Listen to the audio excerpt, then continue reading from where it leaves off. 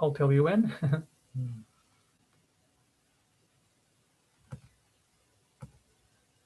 Okay, Hare Krishna, we have Narayan Prabhu. He joined Srila Prabhupada in 1968, and he has rendered a lot of service to Srila Prabhupada, the movement. He was there in 1967, right, Prabhu? You met or you saw Srila Prabhupada at the Golden Gate Park, and there was a wonderful pastime that you narrated on YouTube where you were trying to get him to turn. Yes. And that was in 67, no, 60, what was it, 67, 68? No, 60. That was 67 when that happened, because after that, I said, I need to cool down, and I went to Alaska. Yes. Cool down. But I'd actually met Srila Prabhupada either early 67 or late. I met him probably a few weeks after he came to San Francisco the first time, when they got the temple, when they took the building that I was going to occupy myself and made it into a temple, which was such an amazing trick of fate.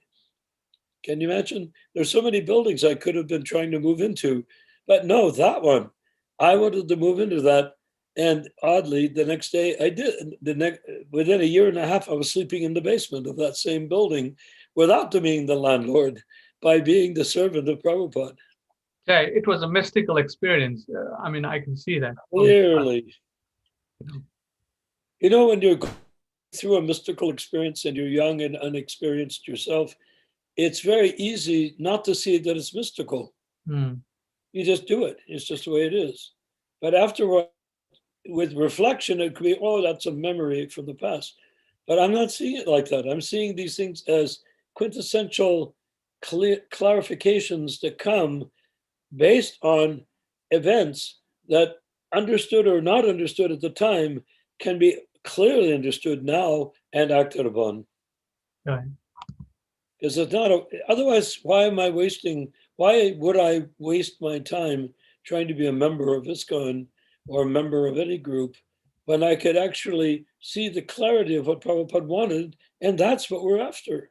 That's what we want or not want, but that's what we require in order to become aware that we are sat and not asat, that we are spirit soul. And that's tough, because devotees say they're spirit soul, but they don't believe it. Yes, there's two processes of saying it in a practical application and just saying it and realized knowledge. Gyan and Vigyan, Prabhupada calls it realized knowledge. So, Are we on? Are we recording? Gyan and Vigyan, meaning that knowledge and then practical application of the knowledge. Like we see Srila Prabhupada, he was practically applying all these techniques of, always thinking of Krishna, the mission and visionary activities, empowering his disciples to propagate Krishna consciousness like he was, Yeah. Well, he was not even doing anything. He was just being himself, revealing who he was, and who he was the transparent via medium to Krishna.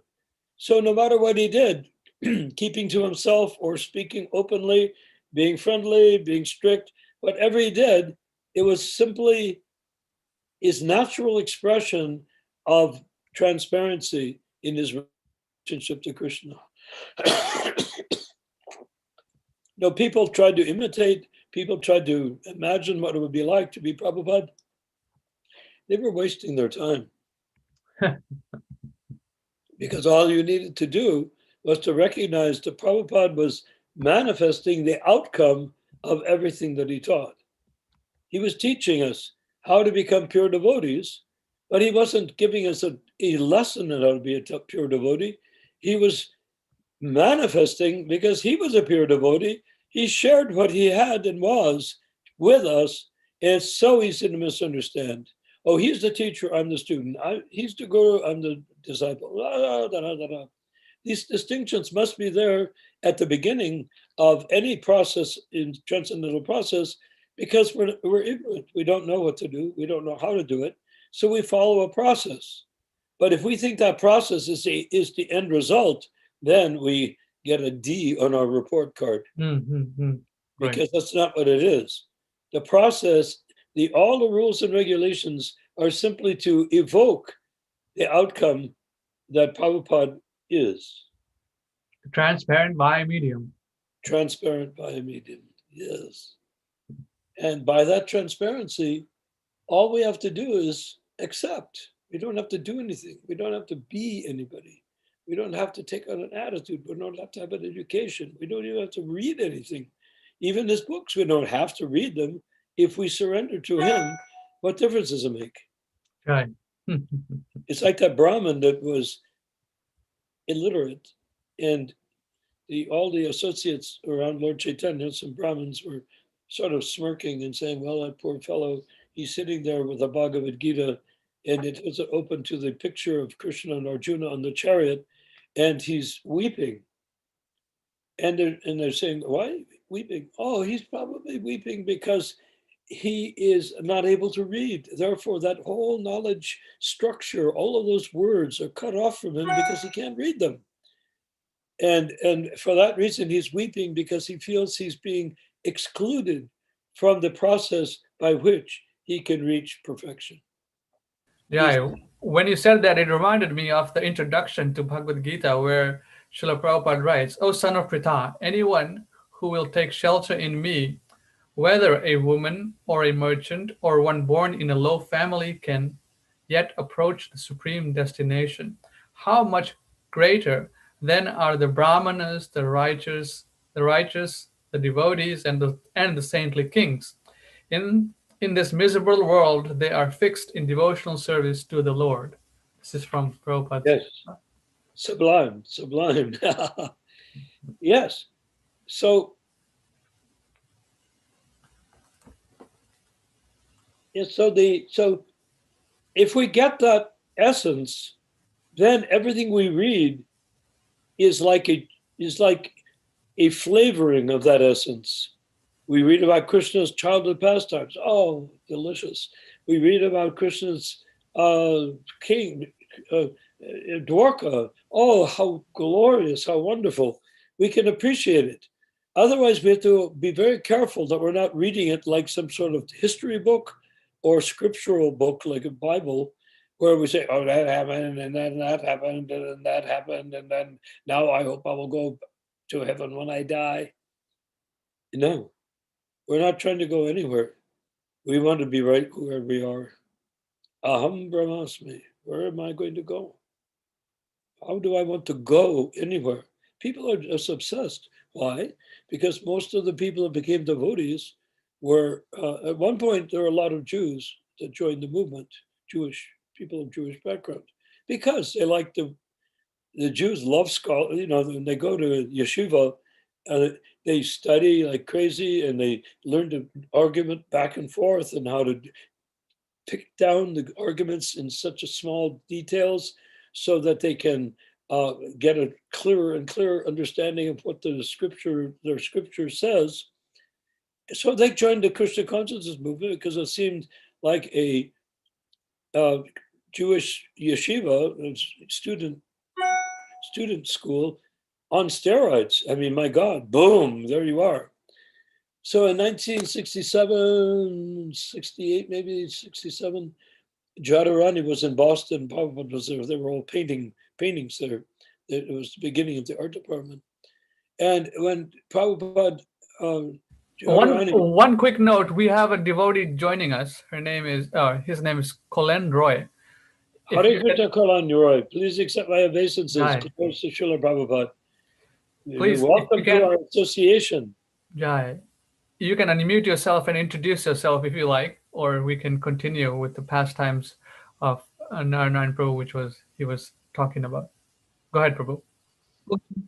Thank you, Harishna. Dandavat Pranam.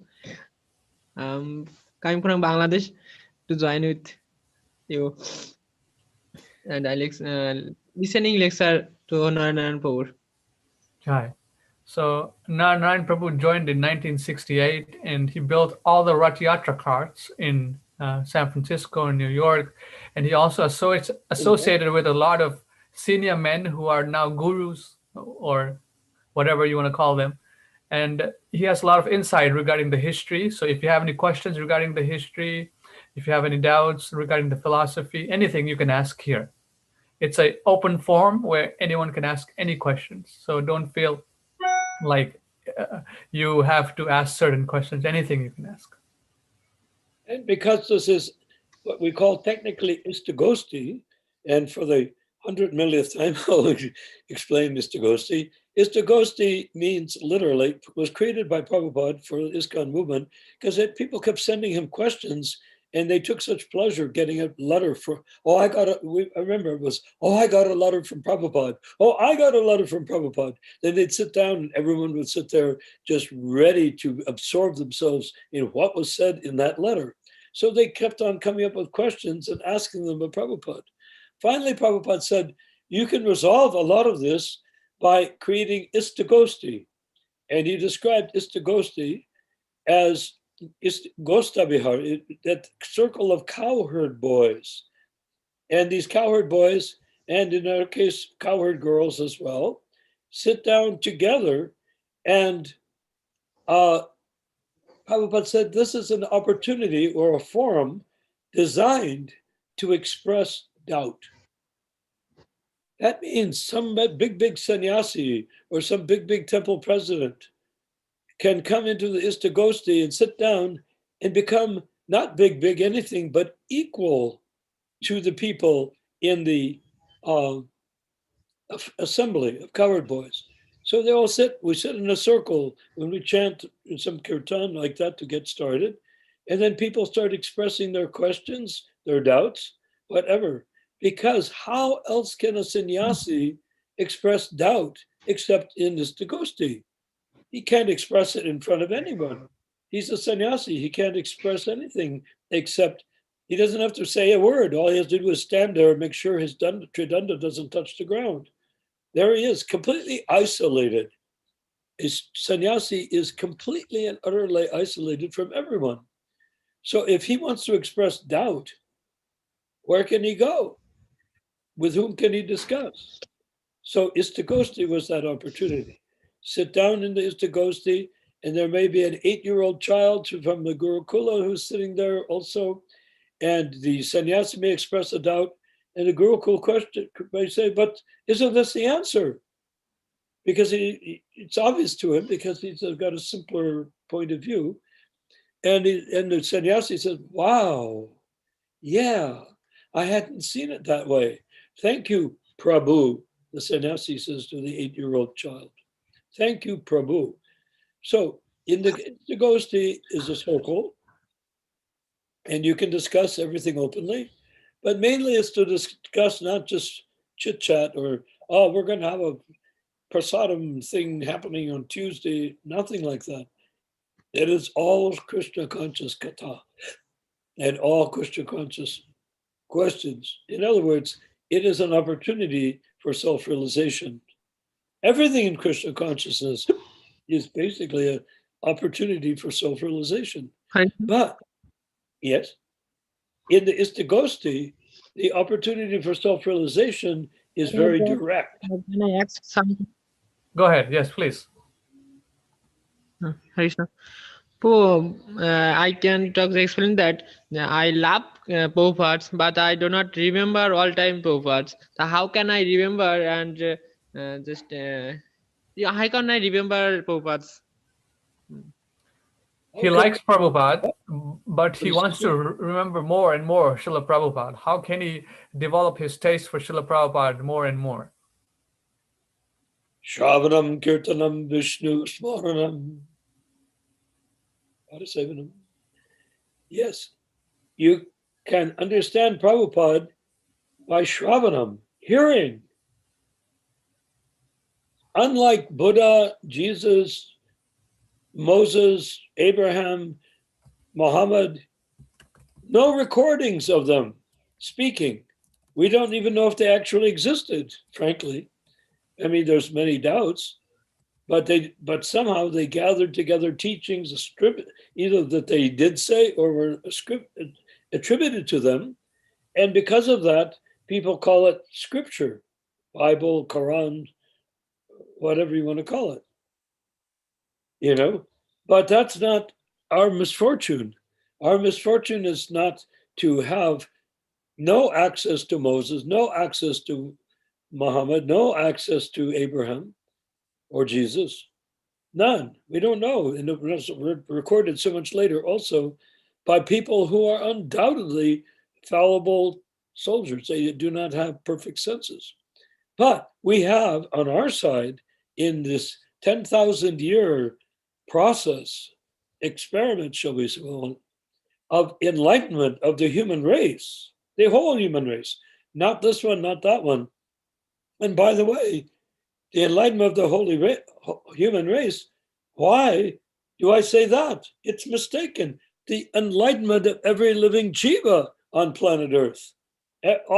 When a man becomes a devotee and begins chanting with great absorption the holy name of Krishna, all the germs in his body, all the microbes in his body, all of the diseases that he has are entities, and they become enlightened in the same process as he is. So we're not just trying to include others. So to answer your question, Shravanam, you can get the tape recordings of Prabhupada. You can't get tape recordings of Jesus or Muhammad or Moses, but you can get tape recordings of Prabhupada or recordings, digital recordings. Absorb yourself in them.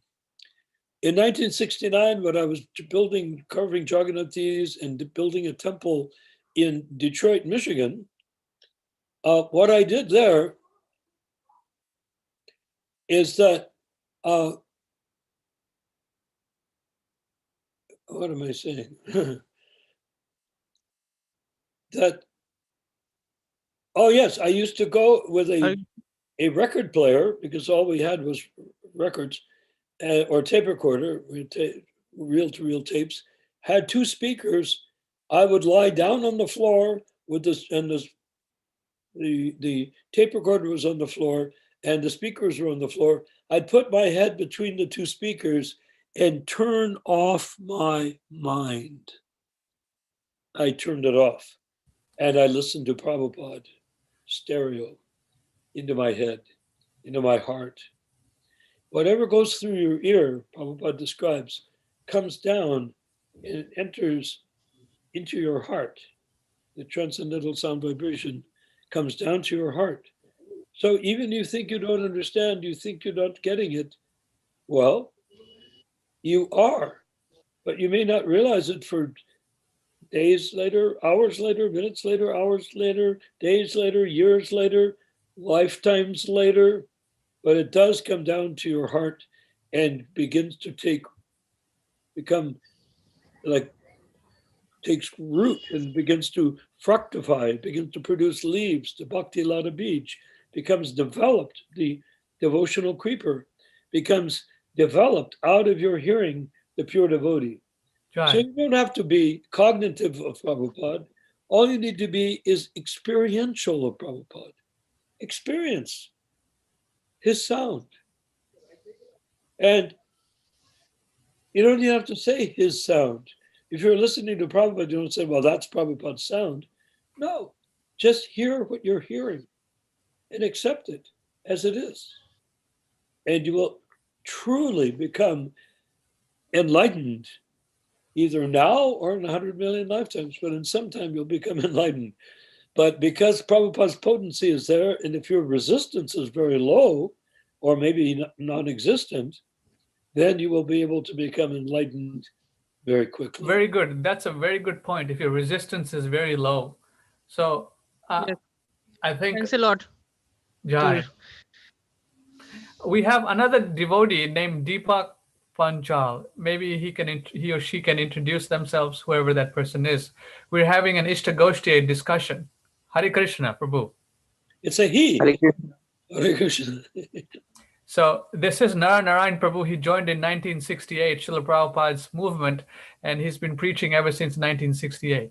He's in Los Angeles, and he traveled all over the world with Srila Prabhupada, building Rath Yatra carts in all the European countries in America. And he's been residing in America for about, how long? 75 years now, Prabhu? Well, I was born here, yes. More than 75. On the 20th of December of this month, December 20th, I will become 77 years old. So if you have any questions regarding the Krishna conscious philosophy, any um, what else, Prabhu? Questions, doubts, anything you can ask on this forum. Can I speak Hindi? Yes, Hindi बोल सकते हैं. Hindi नहीं चल आप कहाँ से हो अभी? Oh, he's asking where I'm from. I'm in America right now. Okay America. Right, मैंने 3 months हुए मैंने भगवद गीता पढ़ी प्रभुपाद की। Jai, he read Bhagavad Gita 3 months ago. Go ahead. And I'm currently on the 2 adhyayas left only. And great. I think all are my mindset. I'm on a physics student of MSc Applied Physics. Jai. And I try that कि मैं research करना चाहता हूँ in quantum mechanics and spiritual consciousness. दोनों को combination करना चाहता हूँ। मुझे लगता है कि अगर quantum mechanics के rule और spiritual consciousness आप English में बोलो प्रभु जी, English में बोलो. Okay. Your English is fine. I can understand what he's saying in English. Please make it in English so everyone can understand. Okay. I will try to research in quantum mechanics and spiritual consciousness. And I personally wanted कि spiritual consciousness rules and like our 7 chakras and quantum mechanics rule. I try to combine it. Okay. And try to new rules like Schrodinger equations. I want to be fine that because I think worlds know that. I try to be like ISKCON is great. ISKCON is try to be spiritual consciousness and all things, but I wanted to be use the physics rules and spiritual consciousness to combine. The world know that really what is Sri Krishna. In the material world we cannot be find it, but in the spiritual, right, we already find the Sri Krishna. So what is that exactly? So I'd like to make a suggestion. You should read that book, Dialectic Spiritualism, because Srila Prabhupada covers many of the points about quantum mechanics, science, all this. It's called Dialectic Spiritualism. Can you write in chat? Yes. Think I'm not. Yes, I'll send you the link. So, okay. And Sri Panchalji, what is your science? You're a scientist by training? I'm not scientist. I'm a student of MSc Applied Physics in India. I'm from India. Yeah, but what is your interest in your educational interest? My personal interest is quantum mechanics. I'm sorry? Quantum physics. Quantum physics. Okay. May I offer a observation that I have right now, meeting you for the first time? May I say something to you? Or to observe something that I feel? Jai, Prabhu, go ahead. I can say? Okay. What I want to say, Prabhu, is that Prabhupada said there are many people who have taken birth just to become devotees of Krishna. They may have tried this, that, the other thing. It doesn't matter, India or somewhere else. They could be raised Christians or Jews or Muslims, but they've taken birth for this purpose, to come into this sadhu sangha, to come into this communicative format where, and by looking at you and understanding the way you talk and the intensity and clarity of your mind, if I may say so, without offending you, I hope not,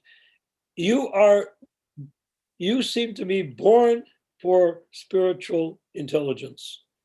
And there is no clash between spiritual intelligence, physics, science, like that. I mean, basically, everything that we do in IT is based on algorithms. Everything in science ultimately can be seen in algorithms. And everything in spiritual life is also algorithms in their highest form. So once you get started, there's no clash. It's not like a person has to be a religion and then he believes science, which is different than his religion, and he has to keep these two separate. No, this is one and the same. So you came to the right spot in the right way. In my humble opinion, you came to the right spot. And I would like to say only one thing to you, and that is welcome. Thank you. Hare Krishna. Jai.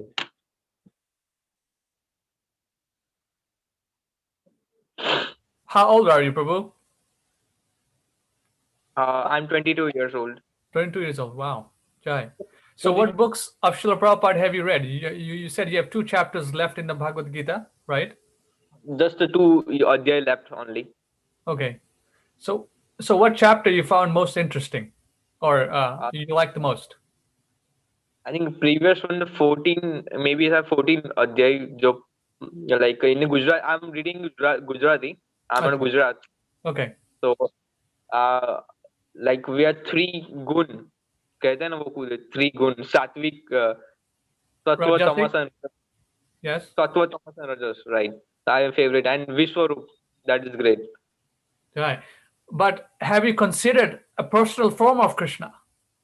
That is even greater, because all that is contained in that personal form. What kya? Krishna's personal form, all this Vishwarup, all that is contained in Krishna's personal form, meaning that Shamashundar form, two arms, cowherd boy, that form. I think not understand. I think No, I'm saying you like the Vishwarup form of Krishna, the big, gigantic exactly. form, right? Yes. But Yeah, that yeah. is but that is actually coming from Krishna's personal form as Shamashundar with 2. It's coming from the form that Krishna and Arjuna are speaking, Right. and that form of Vishwarup is coming from the form that's speaking to Arjuna, right there in the battlefield, right there on the chariot. And they are being able to communicate beyond that, because Krishna wanted Arjuna to see all of these things are there, these fantastic manifestations are present, Vishwarup, etc. But that's not going to satisfy your heart. Maybe if you're a physicist, it'll satisfy some of your intellectual exploration. But the real thing that you're going to get is the personal relationship with Krishna himself, because we are not abstract. We are part and parcel of a person. We are your person. Why? Because you're part and parcel of a person. Who is that person? Krishna. How big are we? Well, take physics to its extreme. We're infinitesimal. We don't have any dimension. We're tinier than the tiniest imaginary thing. Anything we can imagine that is small, we're smaller than that. Why? Because you can just imagine from the physics point of view, non-dimensional is a very specific size. It's a size, absolutely. a size I think lacking any dimension. in a physics and theory of string theory, I think you name here heard. I think string theory. I don't follow. String theory, 10 dimensions theory. Oh, string theory. String theory. That I want to try in Krishna, in a spiritual concept, our Atma is a 1D. Yeah. We say the 1D, and only particle of 1D in whole universe can move in multiverses. Yeah. Means consider that this universe. Go ahead. Lots of people asking that how the Krishna come and born, like Krishna Avatar, Ram Avatar, Parsuram Avatar, Kalki Avatar. How did Krishna come? And I think the string theory helps to determine all the concepts. Yes, but consider that that's in this universe, correct? String theory. In our universe or beyond our universe? What would you say? What exactly? I don't know. Is the string theory in this universe or beyond this universe? Is it a creation of whole this universe? If you want to watch the picture of Doctor Strange, anyone watch the movie? No. But what is the scope and what is the limitation of string theory? String theory is the 10 dimensions. It's whole universe cover up there. Whole universes. How big is string theory? What does it string theory explain the theory of everything, like that. If you want to be theory of everything is equal to Sri Krishna. I'm just saying this. Theory of everything means we want to prove that how the universe behaves, how the particle behaves, like that. How far beyond the universe that we are currently situated, how far beyond this universe does string theory apply? We in theory, we didn't just concept, we just tried in a statement. We didn't going to proceed because in the we are in a third, four dimension only. Stephen Hawking proved the four dimension only. We a string theory 10 dimensions. Means Sri Krishna only pure spiritual conscious person can achieve that 10 dimensions. If you're a spiritual conscious person like Steve G, Yes. But you consider or understand that this universe is limited and it's conspicuously dark. Yes. universe is infinite. We cannot be find a material world using material world. As lots of people going to Mars and find all things.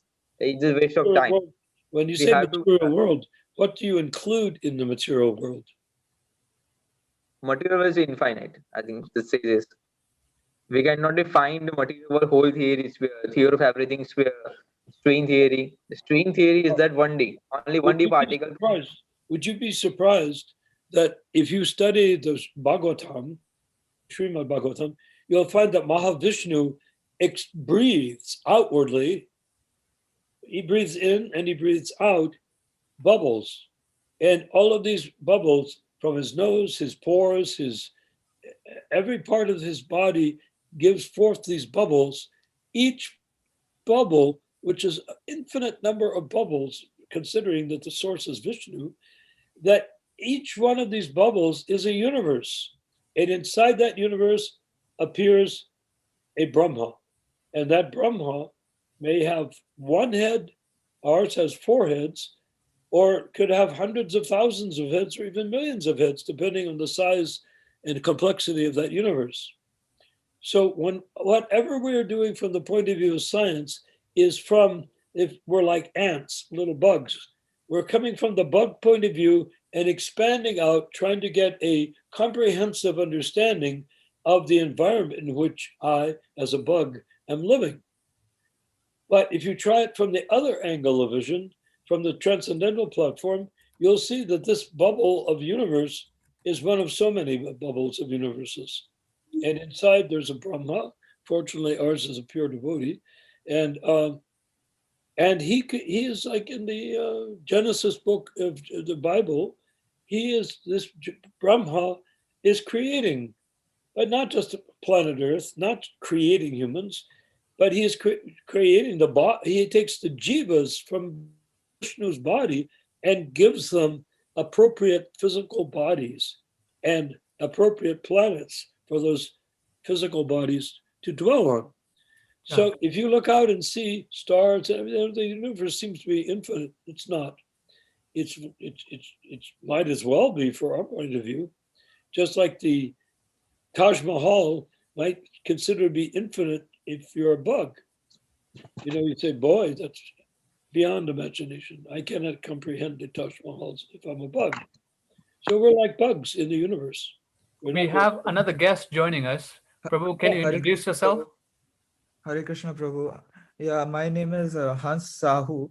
I'm very new to this Krishna consciousness, and I've read Bhagavad Gita as it is, but I'm having so many doubts, and I don't have much of a devotee association because I only started reading about all this during the COVID lockdown.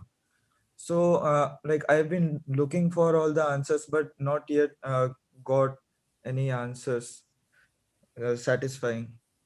Are you in Calcutta? Yes, I'm in Calcutta. Yeah, because I know an instrument maker, Sudarshan Sahu, making harmoniums on Chitpur Street. Okay. So, anyhow, yes, should I? I don't want to get distracted from your theme. You have so many doubts. That's fine, because this is the atmosphere of ishtagoshthi. We already introduced the idea that this is ishtagoshthi, and ishtagoshthi means circle of cowherd boys.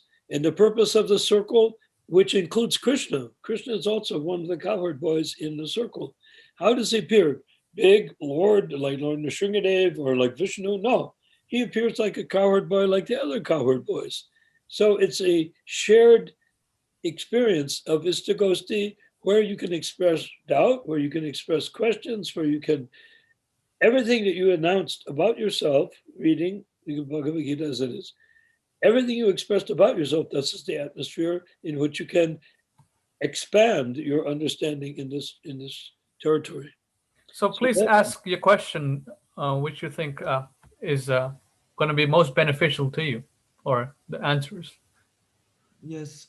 I went through like many of those articles on the book changes, and I also saw your video in which you explained why to go for the original books. But then I've also gone through the arguments of the other side, and I am not being able to fix my mind on which side I should really believe in. It's very confusing for me, especially being a neophyte, and also so many elevated devotees that I really trust in, such as His Holiness Bhakti Raghav Swami Maharaj, His Holiness Bhakti Vikas Swami Maharaj, His Holiness Subhag Swami Maharaj. All of them are also using the newer editions, but they don't stop us from using the older editions. So I'm really confused as to what I should go for, and I'm It's a little complicated, but the yes, answer yes. is simple. But yes, I appreciate your honesty, your sincerity. It's very important to sincerity. We're not here to make you think one way or another. We're here only to expose what I became aware of Krishna consciousness uh, in the either end of 1966 or beginning of 1967. I took initiation from Prabhupada in 1968. So all of the questions which you are concerned with came a long time after that. When I came to Prabhupada, I didn't join the Krishna movement. I accepted Prabhupada as my spiritual master. And I didn't care if I was on a desert island with him, all by myself, him and me on an island in the middle of the ocean, or whether we were in a city together. I just wanted to be there and serve him because I recognized who he was. He a pure devotee of the Lord. Now, put it this way. One of the key, we have gone over these last few days and a couple of weeks so many distinctions that are concerning you directly. So we've talked about many things, but don't think that's not good for you. I'm just want to say, how can we summarize? Yesterday we were discussing whatever is uttered by the pure devotee is a transparent medium to God, transparent via medium. And if he's not a transparent via medium, he has no business being a guru. Guru means transparent. And if he's just an office holder, or like Catholic Church, he's a bishop or a cardinal or something like that, religious functionary, that's nothing to do with Krishna consciousness. They may read the same books, but they're actually just creating an organization and a group. So about changing Prabhupada's books, Prabhupada's number one anxiety or concern, I should say, was that his books would be changed. So I could say that changing his books is totally and utterly against unnecessary. And why do I say unnecessary? Because it goes directly against what Prabhupada himself openly declared he didn't want to see happen. They changed the books because they felt like it. It worked better with their organization. So when you're meeting these different devotees in Calcutta, do you go to Shakespeare Sarani? No, that's the thing. Like right now, the COVID lockdown is going on. So all I'm doing is that I'm going through the text and articles and videos on the internet and doing as much as I See. can. Well, that's intelligent So, because you get involved with people and they try to tell you what to think. I'm hopefully no, not going to tell you what to think, but I'm inviting you to accept that Prabhupada is transparent by medium. He's a bona fide acharya. And everything he said is not in flaw because he has no material qualities. He's not a material. He's not subject to what you and me wear. defects, material defects. We can be mistaken. We can be illusioned. We may overwhelm our decisions with our own material desires and stuff like that. All of that disqualifies us. So, well, we're not going to say anything about anyone in ISKCON, but I am saying that you're approaching the right way. Listen very carefully. But anytime there's a book that has changed or someone says it's okay to change a book, see what else they say that's okay. Because they're bound to start saying all sorts of things that are not okay. And Yes. why are they doing this? They want to make a movement of people that agree with each other, not agree with Krishna. Yes. That's a very good point. In America, I am here in America, and I'm seeing a lot of discrepancies. In America, many gurus, the ISKCON gurus, have deviated from Srila Prabhupada's standard philosophy. You know, they are propagating things which are not actually part of Sanatan Dharma or Vedic culture or what Srila Prabhupada has written. So this has caused a faction among the groups. Like you said, Bhakti Vikas Swami is totally against the concept of female Diksha gurus. You know that already.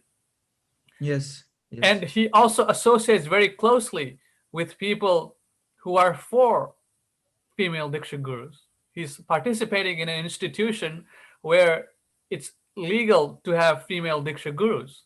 So now it's a schism in the society. Now Prabhupada is saying this, the GBC is saying this, and the guru is saying this.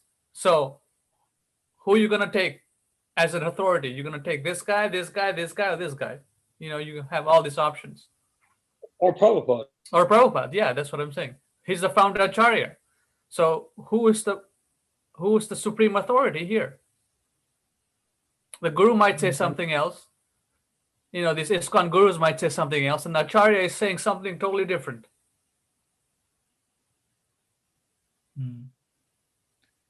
But So, that's the thing. Like we also need to have a guru who can guide us, right? And I'm living in Kolkata, so I don't know whose guidance to take. It's really breaking me down. I don't know. Have you considered that Prabhupada is perfectly good guru to take? Yeah, I know, but You don't need it. there's this, according to parampara, we are not supposed to take any person who has like gone to the spiritual world. I don't think we can take them as a guru, right?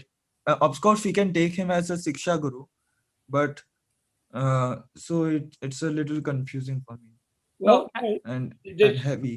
probably said in some quote, which you can find if you like exploring the database, that the Diksha Guru and the Shiksha Guru have to be on the same platform. Otherwise, if they're not exactly on the same vibrational level, then one or both are rascals. It's very easy to become a guru.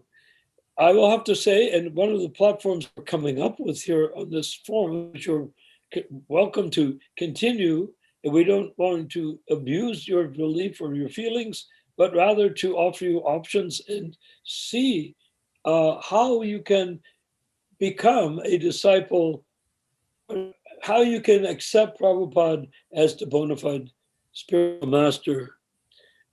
It's not that you don't have to take initiation from Prabhupada, but you cannot. If you take initiation from someone who's not on the same level as Prabhupada, you're cheating yourself.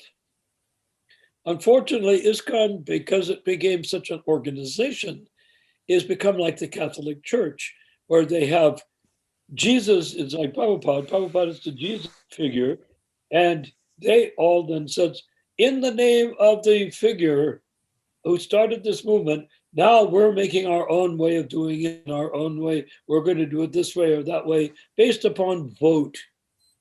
But you can't vote on spiritual life. As it is, spiritual life as it is not subject to being voted on. So if they are making vote, and they have every year in Mayapur, very close to you, they have a GBC meeting, and in that GBC meeting, they dictate laws not necessarily in any relationship to Prabhupada, but in great relationship to each other. In other words, in the Catholic Church, there may be a person who believes in book changes, a person may believe in female gurus, a person will believe no female gurus, and they get there in that same church and they fight it out, or they keep quiet, or they get killed by the majority and they burn them at the stake or something of the sort as a heretic. And that's what a religion does. It has no absolute standard of information. Oh, they have absolute standards in terms of how people are supposed to obey them, but they have no absolute standard in terms of no absolute standards in terms of information. And so because they don't, then they change the book to match their views rather than change their views to match the books. Right. So I'm afraid to tell you that's the way it is. How do I know? I was there. In 1971, 72, I was in Calcutta. And I've been in Calcutta several other times too, on Shakespeare Sarani Temple, across from the tank. And I've watched the drama taking place of ego-driven people acting supposedly for Krishna, except that their ego has to predominate over that service to Krishna. Temple president, BC, they say, because of my position, I can tell you. But do you believe Krishna is God? Oh, yes, of course, I believe Krishna is God. So what about this point? No, we reject that point. We have voted it out. We don't do that anymore. So I had to experience that from 1968, when we had so few devotees. We had probably 7 temples, 6 or 7 temples. Maybe I thought when I took my initiation, I had 2 initiations, 7 each day, and that greatly increased the population of the movement because we only had about 6.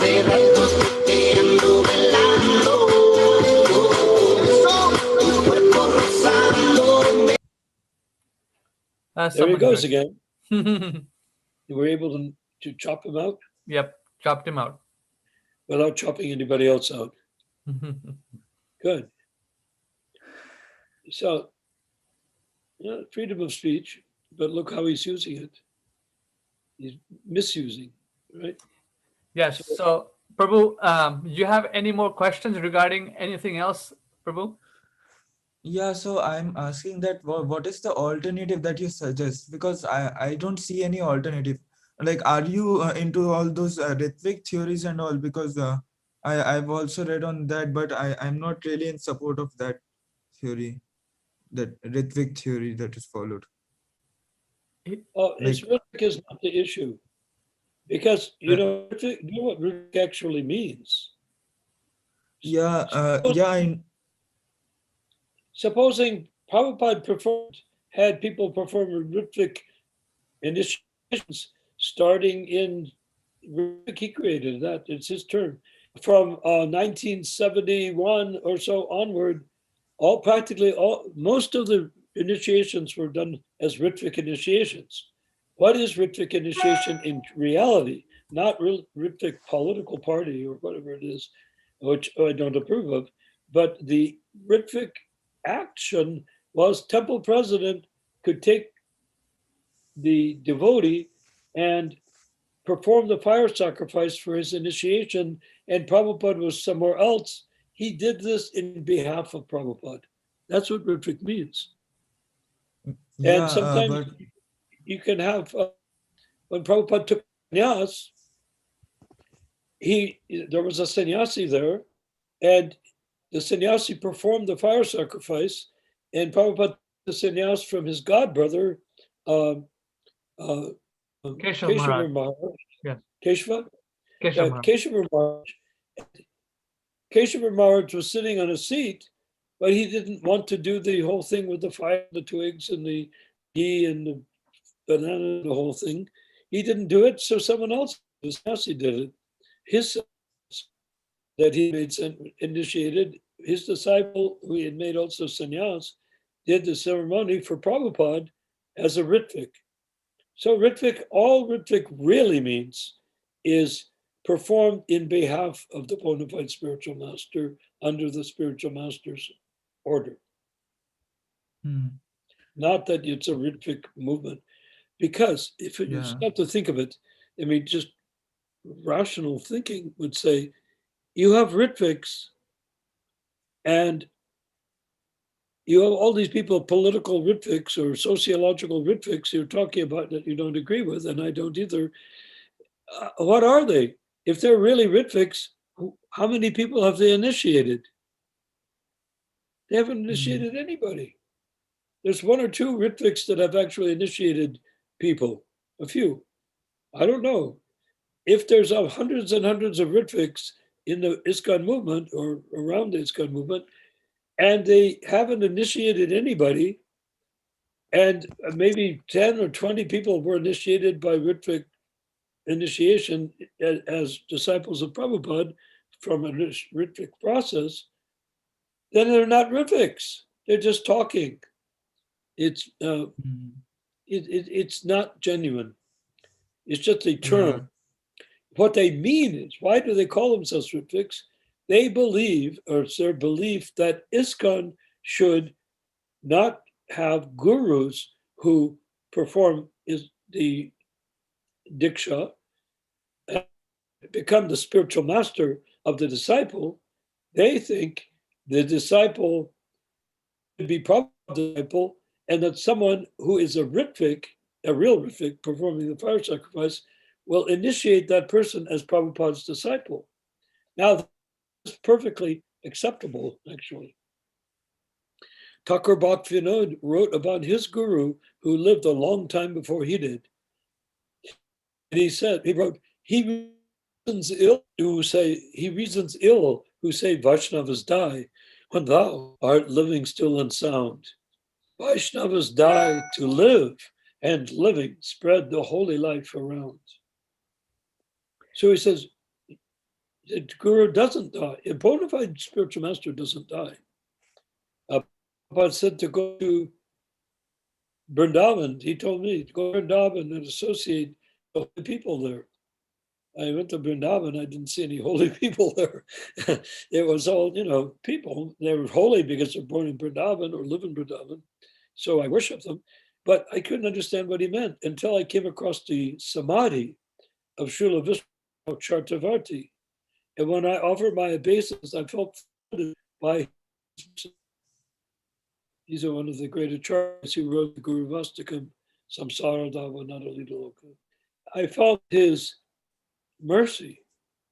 I said, okay, Prabhupada meant accept the mercy of the acharya who's in samadhi. And I went to the samadhi in Bhajan Kutir of Rupa Goswami.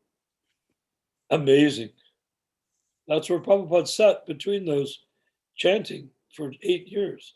And he was translating books in a room that had a window only looking out at the samadhi of Rupa Goswami and the Bhajan Kutir of Rupa Goswami. So what is the meaning there?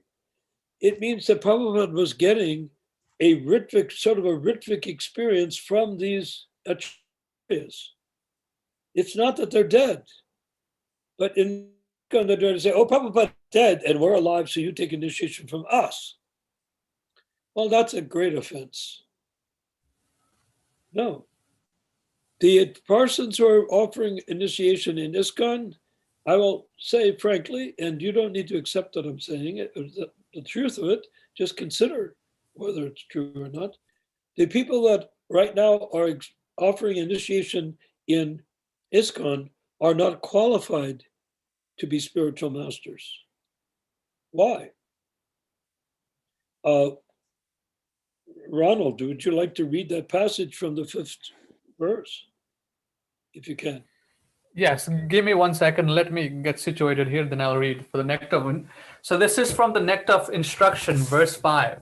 Have you read Nectar of Instruction before, Prabhu? No. Okay, so we'll read it together. By the way, Rupa Goswami, who I was talking about Samadhi being in Vrindavan, he wrote it, as well as contribution from Sanatana Goswami. Prabhupada translated it. He's Acharya, and we base our whole Krishna movement of thousands of temples and Rathayatras and whatnot on Prabhupada. We base it because he is the transparent via medium. Prabhupada wrote the book, translated it, and offered purport to explain it to us. Now, Bhakti Ronald Singh is going to read that.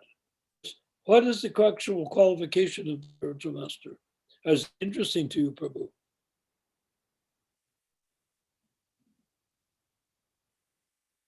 Sri Sarji, can you hear? Hello? Hello? Yes, so I'm getting ready. Give me a few seconds, so I'll read it to you. So you can see it also here. Let me share the screen so you can Well, see were it. you able to hear what I said about the Prabhupada is describing the qualifications of the bona fide spiritual master. He's also describing what are the disqualifications of the not bona fide spiritual master. So go ahead, Ronald. Okay, so we're going to read from Nectar of Instruction. This is the verse here, verse 5, regarding who can be a guru. So we're going to skip down to the last paragraph. So you see here, let me move this up. Here's text 5. So Srila Prabhupada is talking about these three categories of devotees: Kanishta Adhikari, Madhyama Adhikari, and Uttama Adhikari. You see it here? So these are the categories of devotees there are. And Prabhupada gives the conclusion on who can be a Diksha Guru. Okay. And he means pure devotee, transparent via medium to Krishna, not an official within an organization at all, zero. So here it is. In this verse, Srila Rupa Goswami advises the devotee to be intelligent enough to distinguish between the Kanishta Adhikari, Madhyama Adhikari, and Uttama Adhikari. The devotee should also know his own position and should not try to imitate a devotee situated on a higher platform. Srila Bhaktivinoda Thakur has given some practical hints to the effect that an Uttam Adhikari Vaishnava can be recognized by his ability to convert many fallen souls into Vaishnavism. One should not become a spiritual master unless he has attained the platform of Uttam Adhikari. A neophyte Vaishnava or a Vaishnava situated on an intermediate platform can also accept disciples, but this is very important here. But such disciples must be on the same platform, and it should be understood that they cannot advance very well toward the ultimate goal of life under his insufficient guidance. See, and this is the last statement Srila Prabhupada makes, the most important statement. Therefore, a disciple should be careful to accept an Uttam Adhikari as a spiritual master. So, any doubts regarding that? Questions you can ask?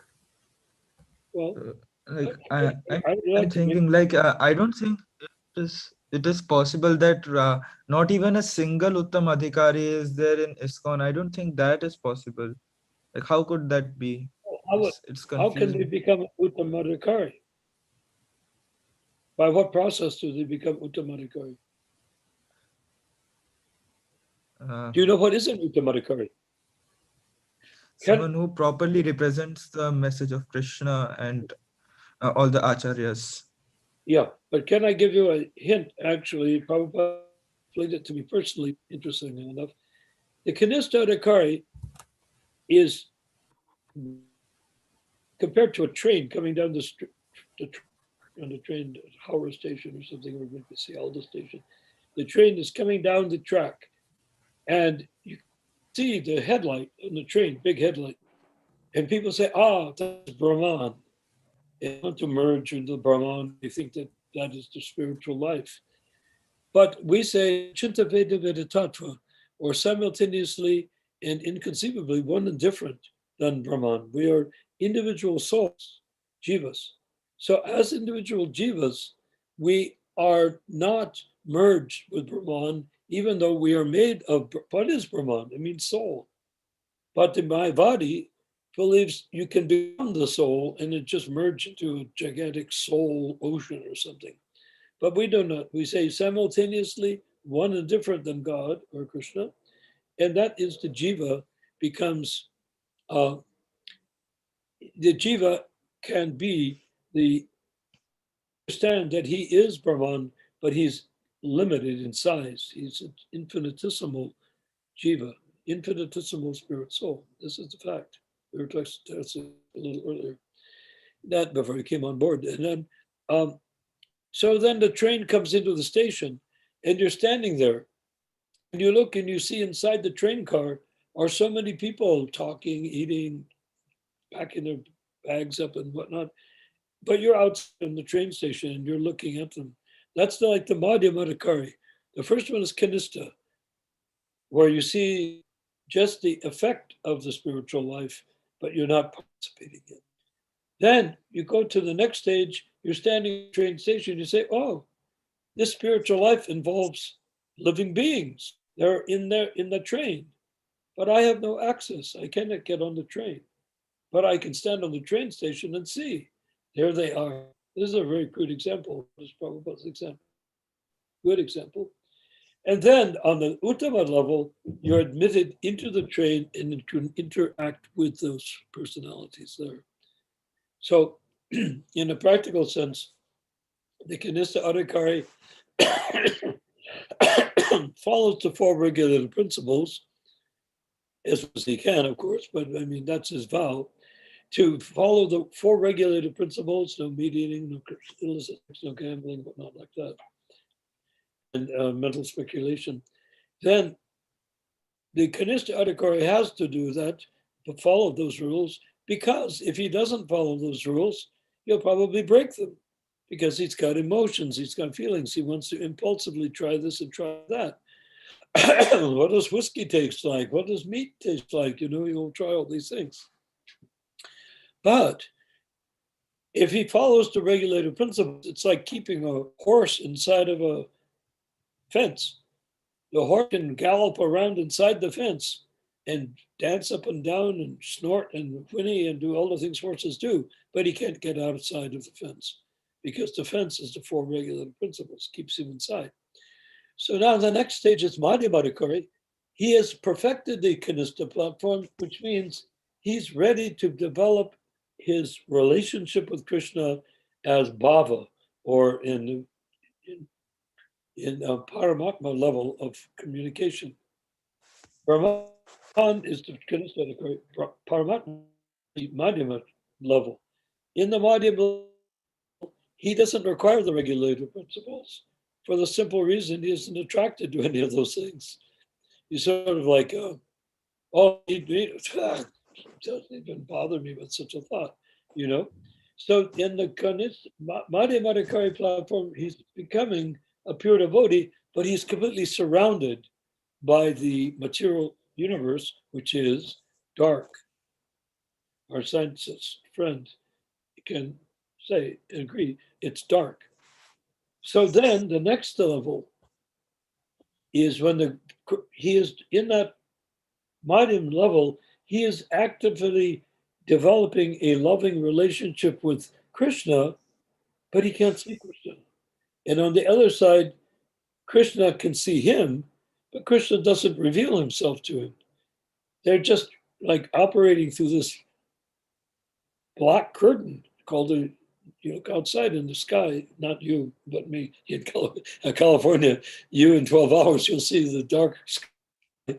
Yes, he is able to offer things to Krishna and relate to Krishna, not knowing or feeling, yes, he senses to Krishna, he reaches out his hand to Krishna and Krishna takes his hand, but he can't see it. He can't experience it. He thinks that's what's happening and he feels that's what's happening.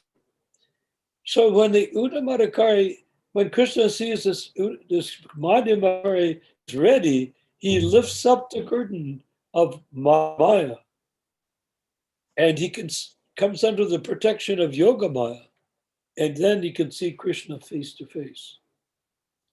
That is the Uttama. You will not find a single Uttamadhikari in ISKCON. I guarantee it. Why? Because their activity would be totally different. They wouldn't go to GBC meetings. They wouldn't do all of that stuff. Why? Because Krishna consciousness to an Uttamadhikari is not a religion. Right. It's consciousness. Mm. And you don't need a religious structure if you're an Uttama Adhikari. Prabhupada created ISKCON for us. He didn't create ISKCON to be our life and soul. He created ISKCON the vehicle for becoming through the Kanistha to the Madhyam and then to the Uttama stage.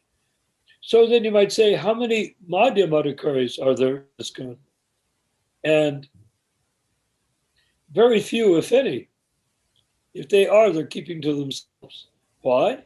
And they're definitely not in positions of power because a Madhyam Adhikari isn't interested in a position of power. He's not interested in being a functionary within the structure of an organization. Yes. Simply isn't. Yes. Is Sri Sahu is still there? Yes, you're still here, right, Prabhu? I'm sorry, I'm taking up so much of your time, but I'm trying to give you a clear understanding. Now, is it possible you could just read that tiny bit from the nectar instruction of where it says that about being on the same platform and etc. like that, just that one line. Okay, 1 second, Prabhu. Sure, do you have it? Hopefully. Yes, 1 second. Yes. So I keep on talking while you're Yes, please. Keep on talking. So Sri Ronald Singh Ji is going to once again read what he did read for you so that you can understand the difference between the Kanistha, the Madhyam, and the Uttamadhikari. He read it, but it's like 3 categories. Knows, black, white, purple. We don't know what it is. But this is, I've explained to you in essential detail what is the difference between the Kanistha, Madhyam, and Uttamadhikari. This is supposed to be followed by ISKCON. Now, let's see if it is. Now, are you ready yet? Are you almost ready? 1 second. 1 second, Prabhu. Okay. So, Okay, I'm ready now. Okay, go ahead. So here it is.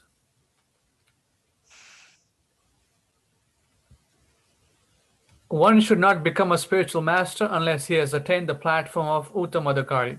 A neophyte Vaishnava or a Vaishnava situated on an intermediate platform can also accept disciples, but such disciples must be on the same platform, and it should be understood that, right? Go ahead, Prabhu. Yeah, should be on the same platform as the Guru is. Yes. Yes. And it should be understood that they cannot advance very well toward the ultimate goal of life under his insufficient guidance. Therefore, a disciple should be careful to accept an Uttam Adhikari as a spiritual master. So, do you get that, Hans Sahu, Prabhu? This is not me talking. It's not Ritvik talking.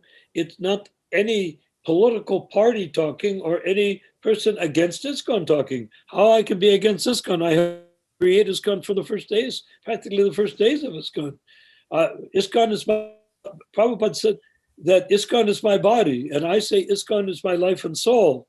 But anyone can go off the rails. They can go off the track. And if the gurus in ISKCON claim to be Uttamadhikari, or even worse, if their disciples claim that they're Uttamadhikari, then the buzzer goes, beep, the buzzer goes off, because that can't be true. According to the scripture, which everyone, including the leaders of ISKCON, are bound by their vow as disciples to follow. So these words that he wrote, this is not some Ritvik statement. This is not some thing which has been concocted. This is written by Rupa Manjari, who came down as Rupa Goswami from the spiritual sky. This is the real thing. So if you see who is offering it, Bhakti Vikash or all those people, I love Bhaktivinoda Prabhu Maharaj, except his kirtans drive me nuts. I have to leave when he chants. It's just too raucous. But they're really strange. I don't know how he does it. But the thing is that these men cannot become gurus. Yeah, I mean, the fact is that whenever Bhakti Vikas says anything, he is under scrutiny by the GBC. So if he speaks too much, he's gonna be kicked out of ISKCON or even worse. So how can an Uttam Adhikari function under such a scrutiny like this? Beautiful. I mean, Well said. Go it ahead. doesn't make any sense. And according to the scripture, insufficient guidance. So if you want insufficient guidance, you're more than welcome. But we have our spiritual master, Srila Prabhupada. And Srila Prabhupada himself says that anyone who reads his books, it's here in the function of the soul. I'll read it to you. When you read the Bible, you are following the spiritual master. How can you say without the spiritual master? As soon as you read the Bible, that means you are following the instructions of Lord Jesus Christ. That means you are following the spiritual master. So where is the opportunity of being without the spiritual master? Then the disciple says, I was referring to a living spiritual master. Srila Prabhupada says, there is no question of whether the spiritual master is living. The spiritual master is eternal. Now your question was that... That's a brilliant quote.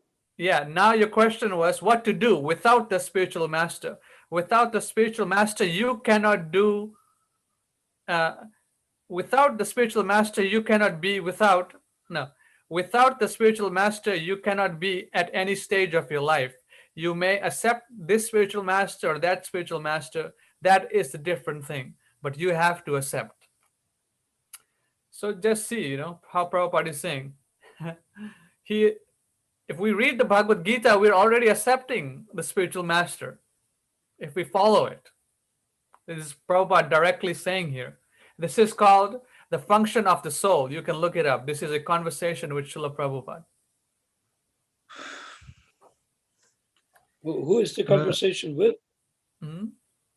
This was a conversation with some devotees. It doesn't say the name, but it's there in the database. This happened on October 10th, 1968. That was just like a month after I was initiated. He spoke those words. So you see here, there's no... Even if you read the Bhagavad Gita, the second verse, I'll show you here. What does it say? Here. I'll share the screen with you. Sanjaya uvacha dristvatu pandavanikam vyodham duyodanastada acharyam upasangamya raja vachanam apravit. So this word acharya comes up. Who was the guru of the Pandavas? Dronacharya. So the guru is an acharya, full stop. That's what Nectar of Instruction says. So that's what we're saying. The guru is the acharya. Acharya upasana. So we approach the acharya, not someone who's voted in to be a guru. Srila Prabhupada was never voted in to be a guru. He was actually voted out to be a guru. Voted out to be a guru, exactly. So his godbrothers did not accept him being guru. Yeah. So his spiritual master gave him instructions what to do, and by following his spiritual master's clear instructions, he automatically became guru. He said, go preach in the Western world. He didn't add or subtract. He began to preach. And next thing you knew, after 1 year of struggling in New York and other Boston, places like that, people came. And then next thing you know, a few years later, from 1966 to 1970, the movement exploded from a few temples to 7 temples to, what was it on the direction of management? How many temples were there? Was it 31 or something? Or 41, something like that, Prabhu? Yeah, a huge number of temples in a couple of years. Something we cannot even contemplate today doing. And for all their big gurus and whatnot, they can't do this. They can't open up. They have one temple in London, 2 temples in London, Why don't they have 1,000 temples in London? In Los Angeles, we have one temple. Why not have, we could have 40, 50, we could have 250 or 300 temples in Los Angeles, and still there would be room for more. So why is it slow? Because they want to control it with their own will and ego. They want to control it and vote it with the GBC. Then the GBC creates a guru by voting for the guru. How do you vote for a man to be a pure devotee if he simply voted? You can't vote pure devotees. It would be like saying, why don't I vote Krishna to be God or somebody else to be God? Why? How you can vote Krishna to be God, to be the Supreme Personality of God? He's already the Supreme Personality of Godhead. No vote That's required. No No vote is vote required. All the sages Self- have said it. All the sages have said it. Prabhupada is saying, Devala, Asita, Narada, Vyas proclaim this of you to be the Supreme Personality of Godhead. There's no voting involved. Yes, but it was up to ISKCON to put a vote as to whether Krishna is God or they should call him something else. Yeah. Maybe call him Joe or Sam or Gupta. What do you call him something? No, Krishna is Krishna, and that we derive from Krishna. But the Catholic Church, I don't know if you know much about it. Hopefully, you have not been exposed much to it. But the Catholic Church has Jesus, and the scripture is based on, hopefully or theoretically, Jesus' teaching. But then after that, it's all politics. How to manage churches and how to make people agree with each other, whether they agree or not. There's no inspiration, there's no realization. It is simply obedience to the structure of the church.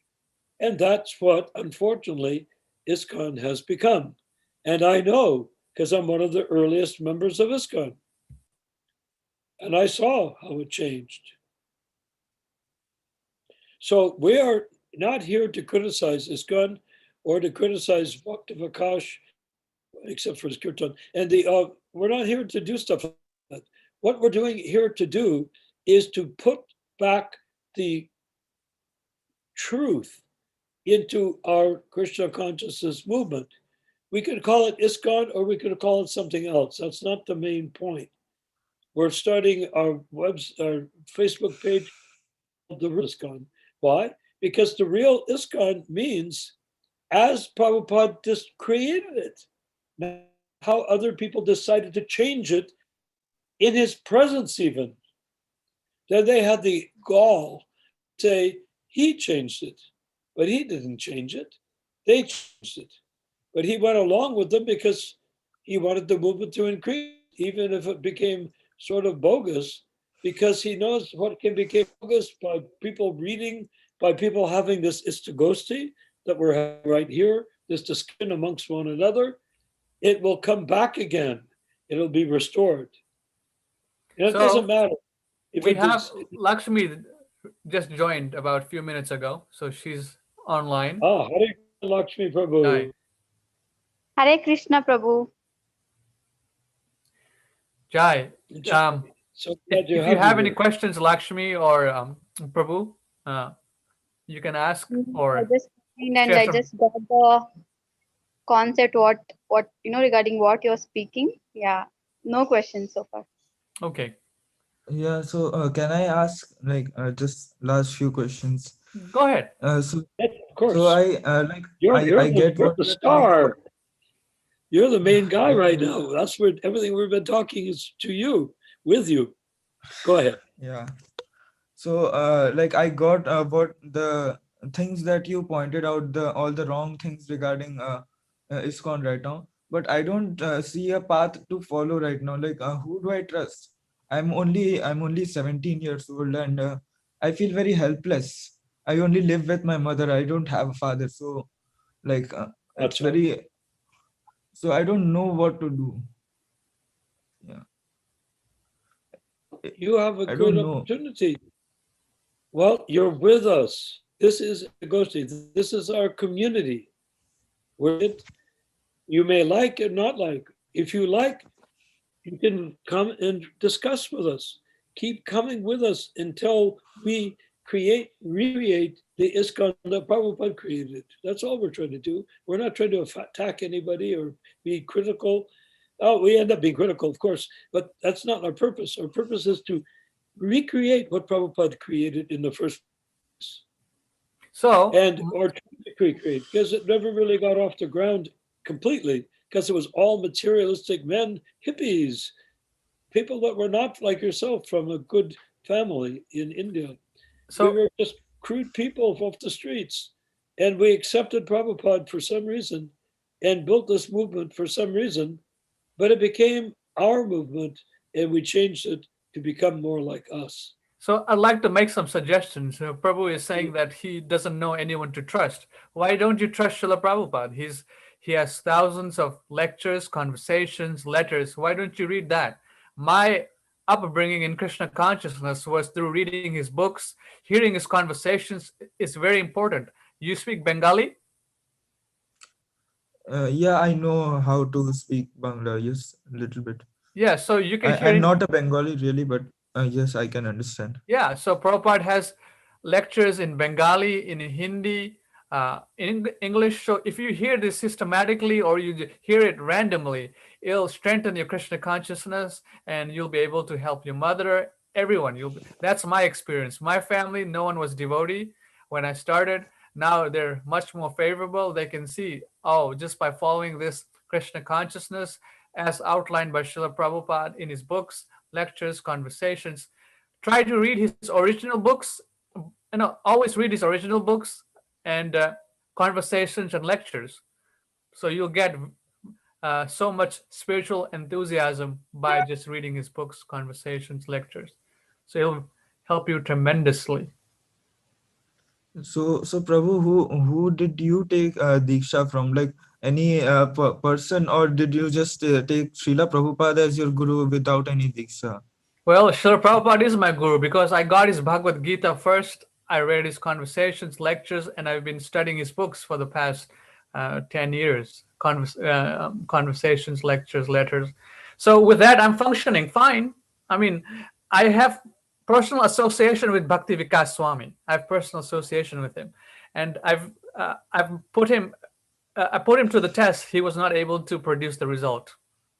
So that's my personal experience with Bhakti Vikas Swami. He was here in Sacramento a few years back. So that's my realization here, that Guru must be Uttamadakari, Acharya Van Purusho Veda. The Guru is the Acharya. And anyone who's not an Acharya, he cannot be Guru because he cannot give you what he does not have. Because basically, if you don't have $1 million, you cannot get $1 million, So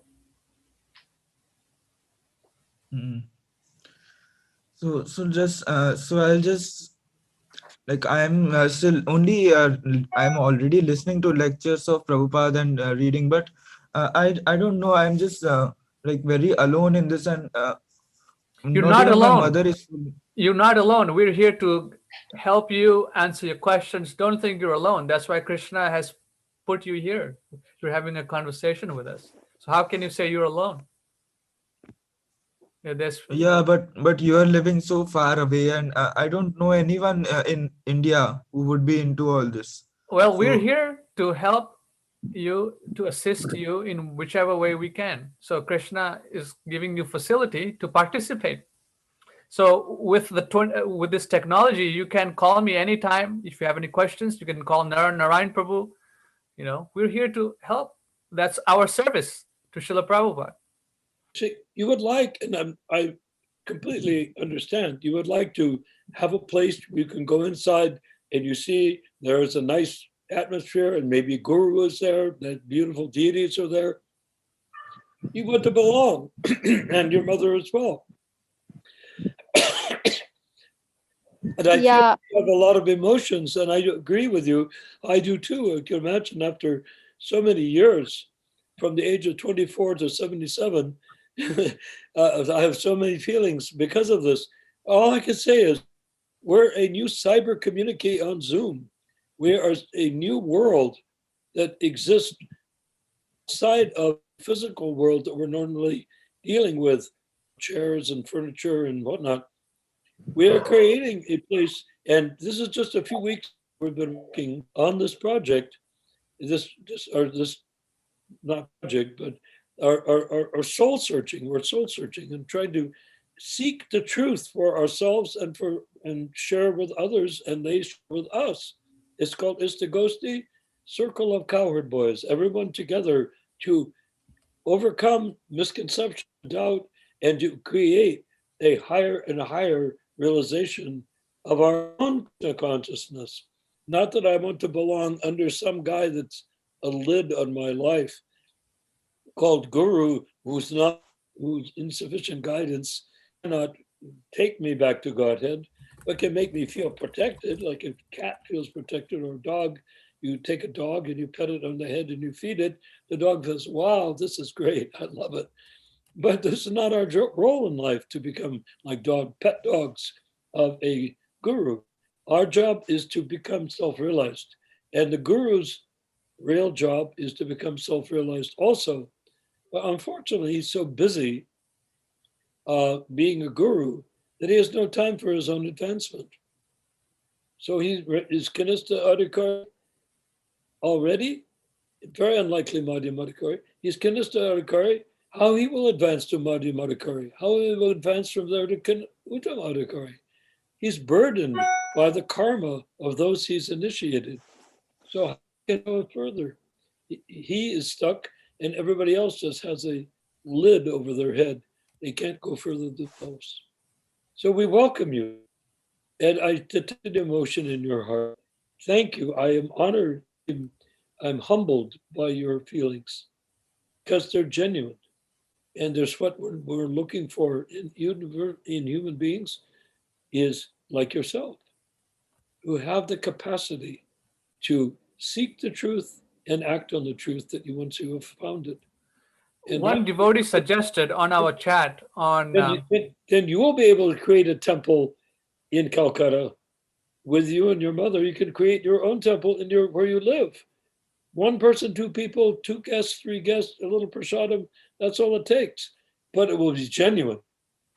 But if you go and try to join a big group, there isn't any. Oh, there is. It's called the spiritual sky. But getting there is the trick. Hare Krishna. So there's a suggestion on our YouTube channel.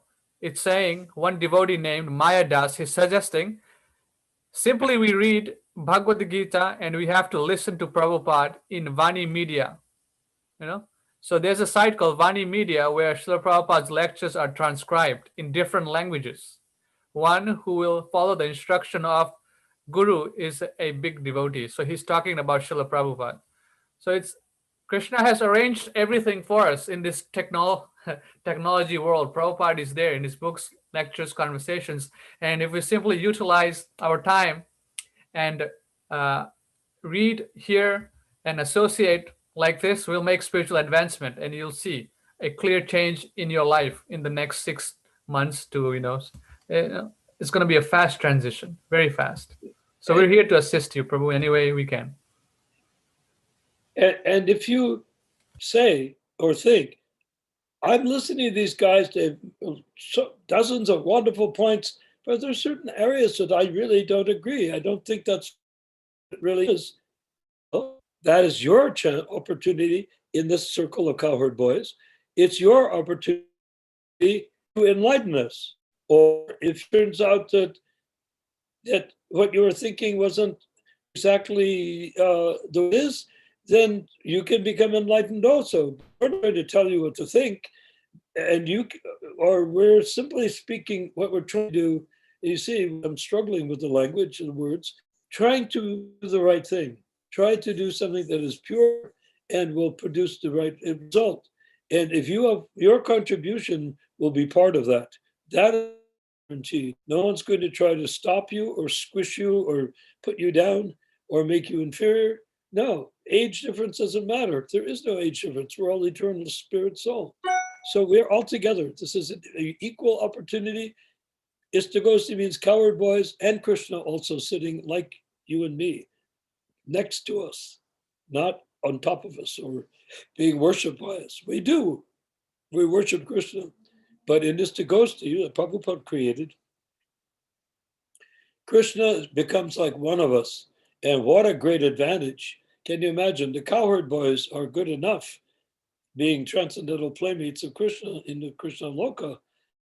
Look at Krishna himself joining us and becoming one of us. That is more than we could ask for. It is so incredible. One would want to shed tears to think of that, even that thought being possible. But here it is. This is ishtagoshthi. Welcome. So, Lakshmi Prabhu, did you want to share something? You wanted to say something, and I think we cut you off. So, go ahead. Yes. Yeah, for Hans, I think, I don't know his name, but yeah. So what I would suggest is a Bhagavad Gita book, first path, to clear any doubts, or just to come to one stable state. He should start with the Bhagavad Gita.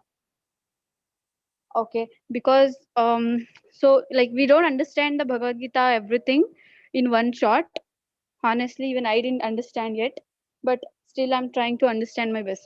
So that will clarify any confusions you have, and definitely you will find peace, after reading the Bhagavad Gita. That I can assure, because that's my experience.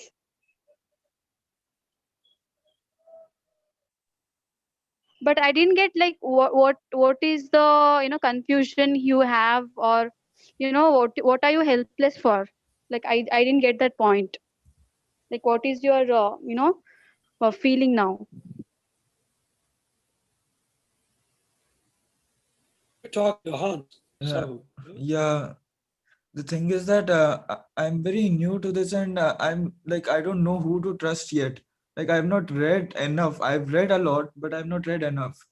So I'm Exactly. just yeah, and this thing also comes that my mother is working, and soon, maybe in 10 years or so, she will not be working.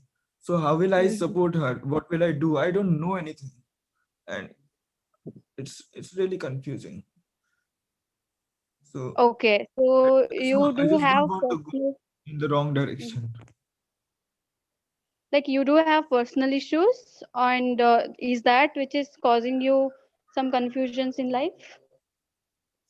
N- No, I'm not sure that I'm going in the right direction by, uh, like, what do I say to this? Previously I used to think that I'll be a very famous musician because I used to play all the instruments like piano, guitar, and all. But then my Okay. interest and my plan was that I'll be a very famous singer and all. But then Mhm. my plan, like, once I started reading about Prabhupada and all, then my plans gradually changed. So my Yeah. mother now questions me, like, what do I want to do? What will I do when I grow up? Will I just sit and be good for nothing? So it's really hard. So I don't want that I'm going in the wrong direction. Like, I'll not even reach Krishna, but I'll also like, not do anything material to support my mother. So I'll be like a useless. I'll be useless. So I don't want that. No, no, no. You should never think like that. See, in my experience, so what I experienced, see, achieving material desires is not so difficult. What I felt, okay, God has given many tricks, many, what to say, many ways to achieve the material desires. So I'm talking about the law of attraction here, because I have applied law of attraction. So that is one concept, like to attract your desires. Okay, that's if you're in need, you can attract it. But when it comes to spiritual way, material things should not come into mind. Okay, so if you like completely understand, okay, what is spiritual, what you have to achieve in spiritual way, so you will not be so worried about the material world, or achieving anything in material way. So that's Yeah, what, like, but so you have to, like, yeah, it's your responsibility in this age, your responsibility, you have to do it. But you have to manage both, you have to give time for both, and you have to handle it. I wanted to share many things, but yeah, we can speak offline if the time permits. Yeah. Guy, very good. So Now, go ahead, Prabhu. go ahead. No, go ahead. Oh, all right. Uh, yeah, I understand your extreme excellent feeling how 10 years your mother will need to be supported. You are going to become famous musician, Yeah. Bollywood No, or I don't something. want to be a famous musician anymore. That's the thing. Like, my I wanted to be, but then I know that that is not good for my bhakti.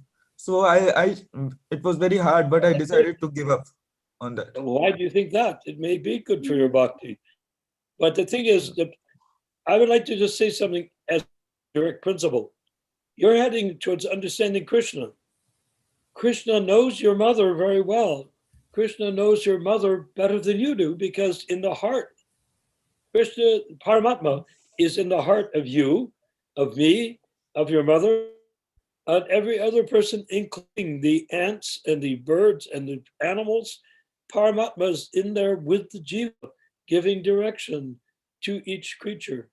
If Krishna sees that you're making advancement in as a devotee, is your desire, obviously your desire, he will make it possible for you to make the money, for your mother to be protected. Everything will happen. It's not that you have to choose between material activity and take care of your mother, what you must do, it is your dharma. And I mean, it's because you're a son, you must take care of your mother. She is dependent. And she should not be right now in anxiety, thinking, oh, my son is abandoning practicality. Therefore, I will starve to death when I become in my older age. We shouldn't think that, no need to think like that. Actually, Krishna will guide you from within. Prabhupada told me like that on certain occasions. Krishna will guide you from within. I thought, oh boy, I've been guided by Krishna from within for all my weird and unfortunate thoughts and feelings and desires for so many decades. And now Krishna's going to guide me from within for spiritual life. But that worked out that way. It worked out better than if I tried to use my brain. So I encourage you, take up the Krishna consciousness, but don't reject practical things. You need to be practical and you need to just follow Krishna. He will help you with everything. If necessary, if you fall down as you're walking along, stumble because it's so difficult what you're doing, he will reach down and pick you up by the hand. You'll be protected by Krishna if you surrender to Krishna. In direct relationship, your surrender to Krishna, you will be protected and provided for by Krishna. Krishna has no desire for you to starve, and he has no desire for your mother to be unfortunate. He wants everything to be nice and work out perfectly. And that will be important to be able to make that happen by surrendering to Krishna, but not just become blindly, I'm going to be a monk and go up in the Himalayas and sit there in a cave. No, that's not what Yeah, we so do. Go ahead. such a thing is possible in, especially in a Varnashram community, right? So there I don't have to go into doing all those kinds of things which are bad for my bhakti, which will deviate me from remembering Krishna, but also help me like not let my like also help me support my mother. So that Yeah. do we have any kind of such communities, because ISKCON does set up such communities where people do work as per their varnas so that they can live happily and perform bhakti properly. So I Well, don't know if, yeah, it can be done, but I would encourage you, even if you want to join such a community, don't say, I have a need. Can I join your community? Fulfill my need. no, I no, would no, say, no, no, I'm not trying to degrade what you're saying. Uh, I would say, just develop all of this yourself in your own heart. Krishna will guide you what to do. Krishna guided me what to do. I didn't know what to do. I kept on doing what I was told by Prabhupada told me what to do. If I did it, it worked out fine. I was never hungry. My family was never hungry. I had children. I had no problem. And so that's what happens. Krishna takes care of you once you've surrendered. And he takes care of you in direct proportion to your surrender. So it's not a choice. Okay, and I get your point. You want to know, is there a community where you can go? Right now, I would say, oh, sure, there's communities all over the place, but I think the price is too high. Right now, you said 10 years for your mothers to retire. Work in 1 year, 2 years, you're going to make some big progress. Why worry about 10? 1 or 2 years, see where you are. And if you stay in communication with us, we'll be your well-wisher on your guide, or to help you, or to listen to you, or to be your associates. You know, age means nothing. It's the jiva is eternal. You're a jiva, I'm a jiva, we're all jivas here. It's not like based on age. And your mother's a jiva also. And so when you make that occur, uh, Krishna may make you the center of an activity where people can come and join with you to make this such a community. If you put your heart into it and don't try to look for advantages here and there. When you're young, it's tempting to say, I wanted to go there. I want to go to that college. I want to get that job. I want to join that corporation. I want to into IIT, whatever, you think like that. But actually, it's not necessary. Whatever you do, develop your Krishna consciousness sincerely and ask Krishna's in your heart. Ask him, what should I do? Ask Krishna. Don't ask people.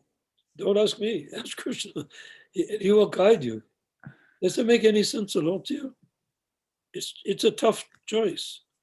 Yeah, I can ask Krishna, but how do I know that always it's Krishna who is guiding? Because sometimes I may be fooled by Maya, who is also present in my concocted mind. So I don't know whether I'm being guided by Maya or by Krishna. So it becomes hard. Ask Krishna to help you distinguish between Krishna and Maya. Maya is always there, but one hint is that Maya is your body and everything around you is asat, or not eternal, right? Your body's not eternal. You're a young guy, so you think, well, maybe I am eternal, feel eternal. But with time goes by, I'm 77 years old, I assure you, I'm not eternal. So when you take that point of view of not eternal, and then you are dealing with Krishna, ask Krishna, guide me. He's already giving you what you wanted. He helped you pick out your glasses. He helped you pick out your headphones. He helped you design your hairstyle because you wanted it like that. You wanted it and he supplied you. Why should we make Krishna the supplier of my desire when I'm his servant? So you said, my dear Krishna, enough already. I'm not trying to become you. I don't want you to be my order supplier. I want to be your servant. Guide me. Tell me what to do so that I will please you. The thing to remember is Krishna will never want to, in your word about Maya, please keep me, please protect me from Maya. And when I chant Hare Krishna japa, when I chant Hare Krishna mantra, try to chant the melodies only that Prabhupada brought, because those are the ones from the spiritual sky, and they are the most potent, and they are concordant with the ones that were chanted by Lord Chaitanya a few miles from where you live in Mayapur, on the narrow gauge railway from Zialda station. So near Nabadwi. And so Krishna Kar. And so just ask Krishna, dare to ask Krishna. I mean, what will it cost you? You can be alone. I did that before because I wasn't a devotee. I was in San Francisco and I bowed down next to a tree. It said, I don't know if God exists. I didn't know. I was basically raised more or less of an atheist. So I said, I don't know if God exists. I have to come to a point. I have to come to a conclusion on this point. So I bowed down on the ground in front of a tree and I said, I'm even making myself the biggest fool in the world, bowing down near a tree. Or I may make it the best choice of my life, bowing down and asking, Krishna, do you exist? Do you actually exist? Or are you just a religious concept or something that people believe or something that brings people together and they have dinner and together and talk Krishna, Krishna, but that maybe you exist, maybe you don't. No, I want to know for real. And I did. And I got some insights where it became clear to me that Krishna existed. And then I said, okay, I'm not making a fool of myself bowing down next to a tree. Krishna actually exists. And now I can go on with my life building on that knowledge till I get to the stage where it is real, a basis of reality, my reality. And you can, you're very intelligent, sensitive, intelligent, creative. Why? Krishna has given this to you. It's in your astrological chart. It's in your, planets are influencing to make you who you are. Fine, but you're a very fine person, a very good, saintly person, I would say, by nature. And so, if I'm talking an awful lot, but I'm just trying to help you and me both to understand things as they are. And as they are means if you depend on Krishna, you'll get a Krishna conscious outcome. And that's the basis of everything. Jai. So, any other questions or share of realizations devotees have had? If I had to again ask something, how do I contact you? Well, contact Narayan. Prabhu has a phone number. I have a phone number. You can contact us via phone number. And every day we're having a Zoom call here on Facebook or, on YouTube and on Zoom. So you can contact us or whatever way Just, you can just give like your now. email. You can give us your email, your phone number, and be like, hey, Prabhus, we're online. So if you want to join, you have time, you can join. So Yeah, so your phone number I don't have. Where do I get it? okay, I'll send you in a message my phone number. Okay.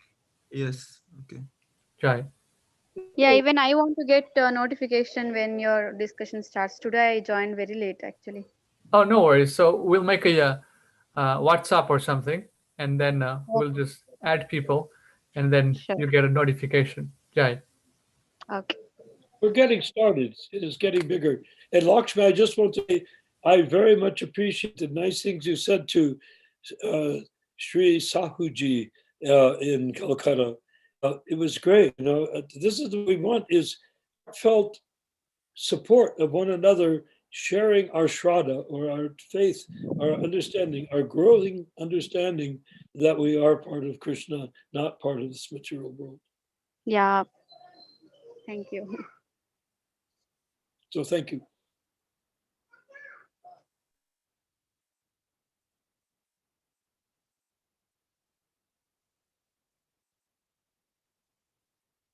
Jai, any more questions or realizations devotees want to share? I was actually hearing the Nectar of Devotion classes that Srila Prabhupada did in Vrindavan in, I think, 1972 or something like that. It's very powerful classes that Srila Prabhupada has given in Vrindavan. In Prabhu, were you there, Narayan Prabhu, during that session? Prabhupada was having the Nectar of Devotion classes. Well, I was there in 72. Yes, I was there. Yes. Yes. Probably. I mean, he was there and a bunch of devotees. The first real parikram of Vrindavan took place at that time. Jai. So We Prabhupada, huh? that's what I've been hearing at work. So it's very powerful stuff. Some things that Srila Prabhupada is saying is that the Namacharya was actually Lord Chaitanya Mahaprabhu himself, but he gave the credit to Haridas Thakur. So these are the insights that Srila Prabhupada is sharing, his personal realizations. Pretty amazing, huh? The real Namacharya is Lord Chaitanya Mahaprabhu himself, but he gave the credit to Haridas Thakur. And Haridas Thakur happened to be, who is Haridas Thakur? He was from a Muslim family, and he glorified Lord Chaitanya Mahaprabhu, glorified him like anything. He Brahma. Yes, he's Brahma also.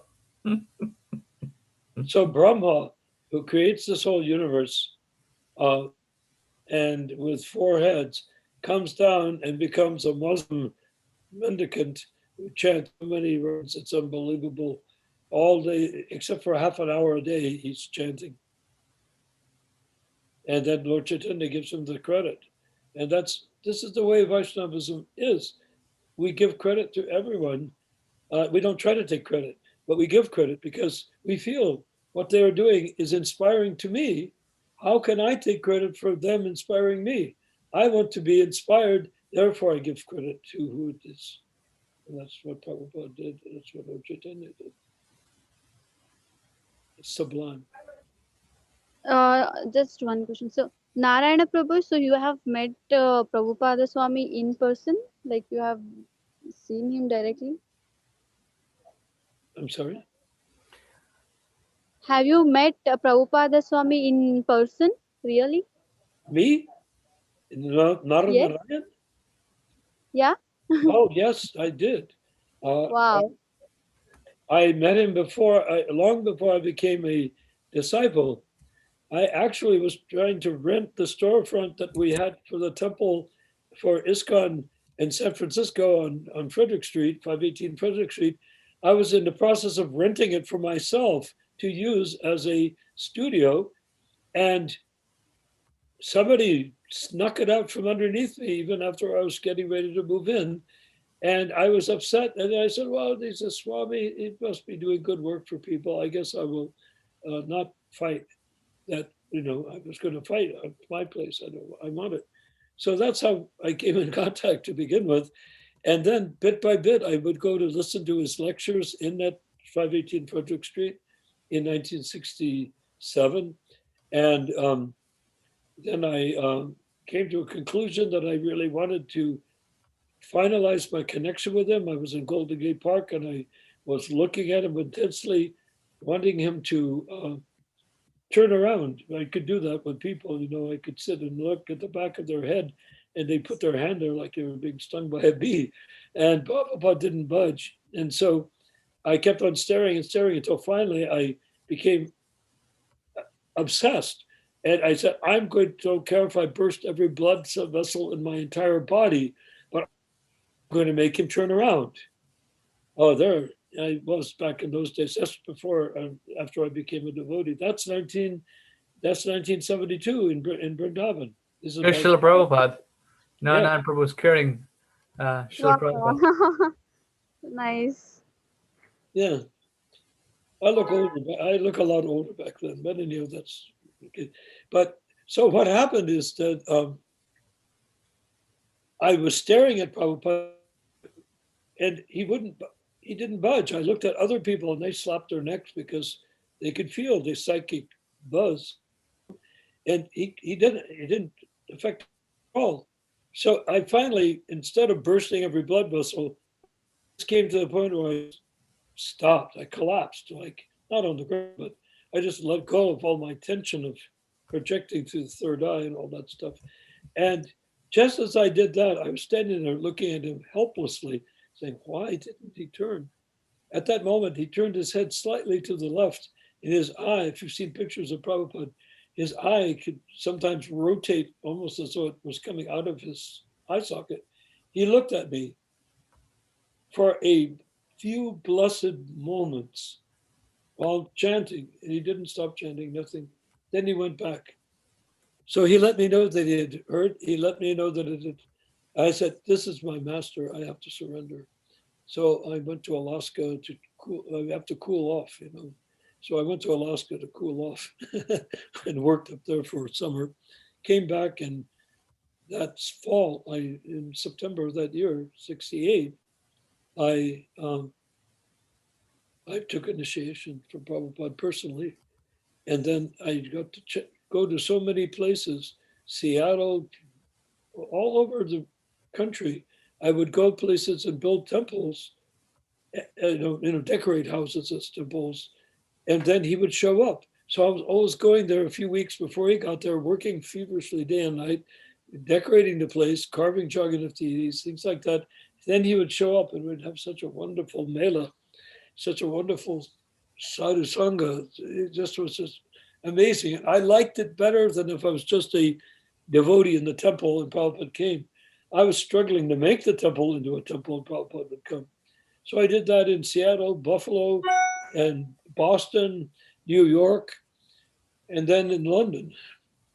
So, so I actually ended up traveling all around the world, and I went with Prabhupada to Africa with just a few of us, to Kenya, to Nairobi, Kenya, and Mombasa.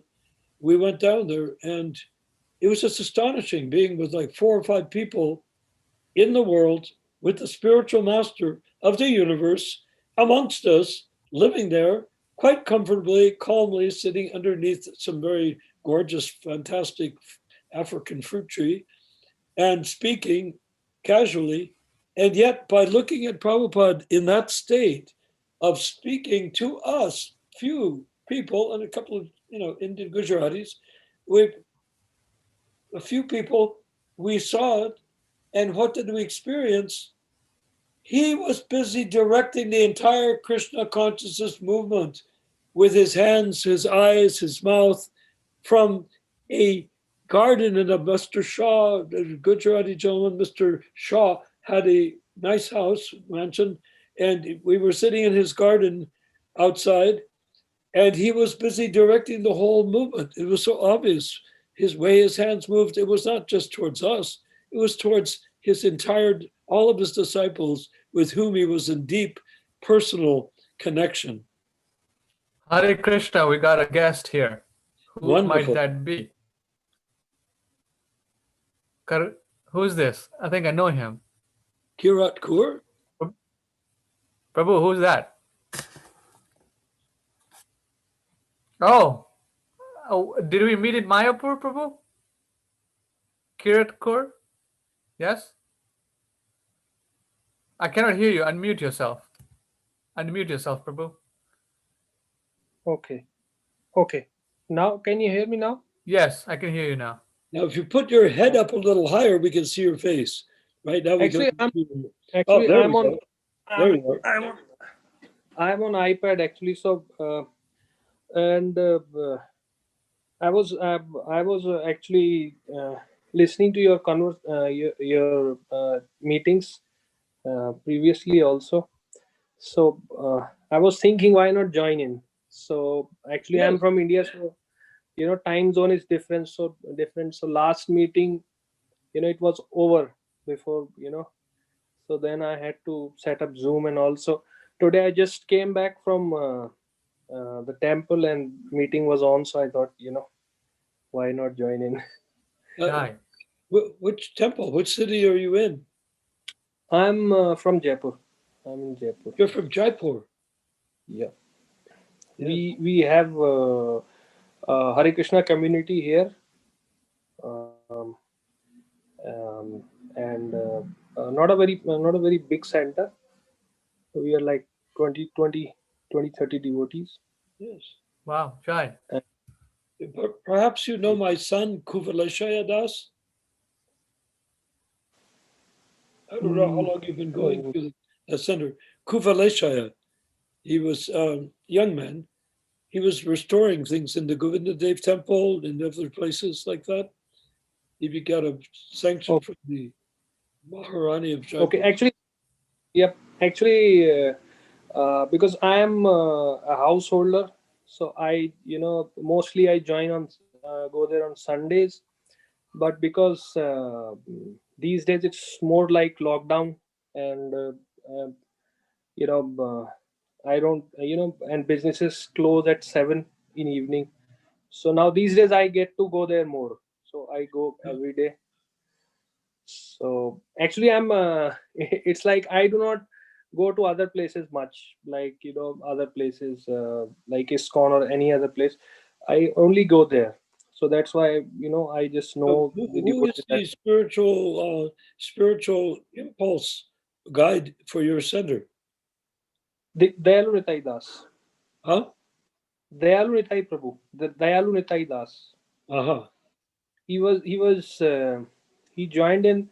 He was working in America. From there, he got in touch, and then he left the job. Then he joined ISKCON Bangalore, and after that he left from there, and then he started here Oh, in he's from Bangalore. Akshay yeah, Patra. Akshay Patra. yeah, and then he Madhu Pandit is my very dear friend. who? Madhu Pandit. Okay, Madhu Pandit Prabhu. Okay, He's my very dear friend. okay, Are okay. you in good terms with the Bangalore people? I know that I didn't get. there's so many groups and they're not always on the same page, not always in harmony with each other. So I don't know how you feel. However you feel, you're fine. Well, You're welcome here. yeah, actually, I joined in 6 to 7 years back. So I'm like, as Prabhupada says, that only three kind of people will join, like distressed, more distressed, and most distressed. So I was like the most distressed one. Acha. Me So, too. You but look like the most blissful right now, the way you look. yeah, so by devotees association and all, as they say, so I practiced. So so everything went away, all the whatever distress was there. So it at That's least wonderful. And you became that married after that, or you were already married? no, actually I was married before. Acha. So And you have also children? yeah, I have two kids, two daughters. How wonderful. So yeah, I because I got initiated just after my daughter was going to 6 months before her birth. So I can always remember how many years I have been initiated. So how old How are your children right now? how old I am right now? Well, how old are you? Yes. I am 39. 39. And your children? She's the elder one. She's 8 years, and the small one, she's 3.5. Oh, nice. They're very lovely at that age also. And if you're giving them spiritual guidance, that's good. So you say you were initiated. So who initiated you? Prabhupada. Prabhupada. The ISKM Prabhu, Gaur Sundar Prabhu. The which? Gaur Sundar Prabhu, ISKM. He runs ISKM from Singapore. Oh, yes. Sri Krishna Mandir. Yes. So at the time of my initiation, he was here in Jaipur. So he gave me. So you're a Prabhupada disciple. Jai. Yeah. Haribol. Do you know what that means? You're my god brother. Yeah, I know. I was also initiated by Prabhupada, 1968, and now you're initiated by Prabhupada now, and that proves the outcome of what we're looking at. Yeah, you are my senior. Yeah, slightly senior, little bit senior godbrother. So it's like that. That's wonderful. Oh, this is very interesting that you're here on this site. Yeah, I was just looking around on YouTube, and I was like, here I was thinking like everything is garbage here. So I can't find anything useful. So then I came across your conversations. I thought, yeah, okay, at least this here I can at least on YouTube here there is some use to YouTube also. Otherwise, YouTube is just full of garbage. Yes, well, our use is very simple use. I am your eternal servant. Jai Haribo. That's fantastic. It's just amazing to wonderful gentleman to meet, Prabhu. Yeah, same here, same here. I was saying, I just thought I thought that I should join in. So I just Well, you're welcome. You're very welcome to join, and you'll find that we're kindred spirits. We are all Prabhupada men. yeah, sure. We're not. Sure. We don't call ourselves Ritviks because Ritviks they turned a function into a political party, and I don't agree with political parties. I only agree with the service relationship to Prabhupada. So you have Prabhupada as your guru. All we are doing is encouraging people to understand that Prabhupada is their guru. Yeah, that Initiated is or not. You don't have to get initiated, but you should understand that Prabhupada is your guru in any yeah. of them. Obviously, It's not a obviously, joining as thing. the same as I have heard from my senior devotees. I mean, as Prabhupada says, as soon as somebody reads my books, he's initiated. As soon as he starts to read my books. Yeah. We just had a So I conversation think regarding that. okay, You- okay. Jai.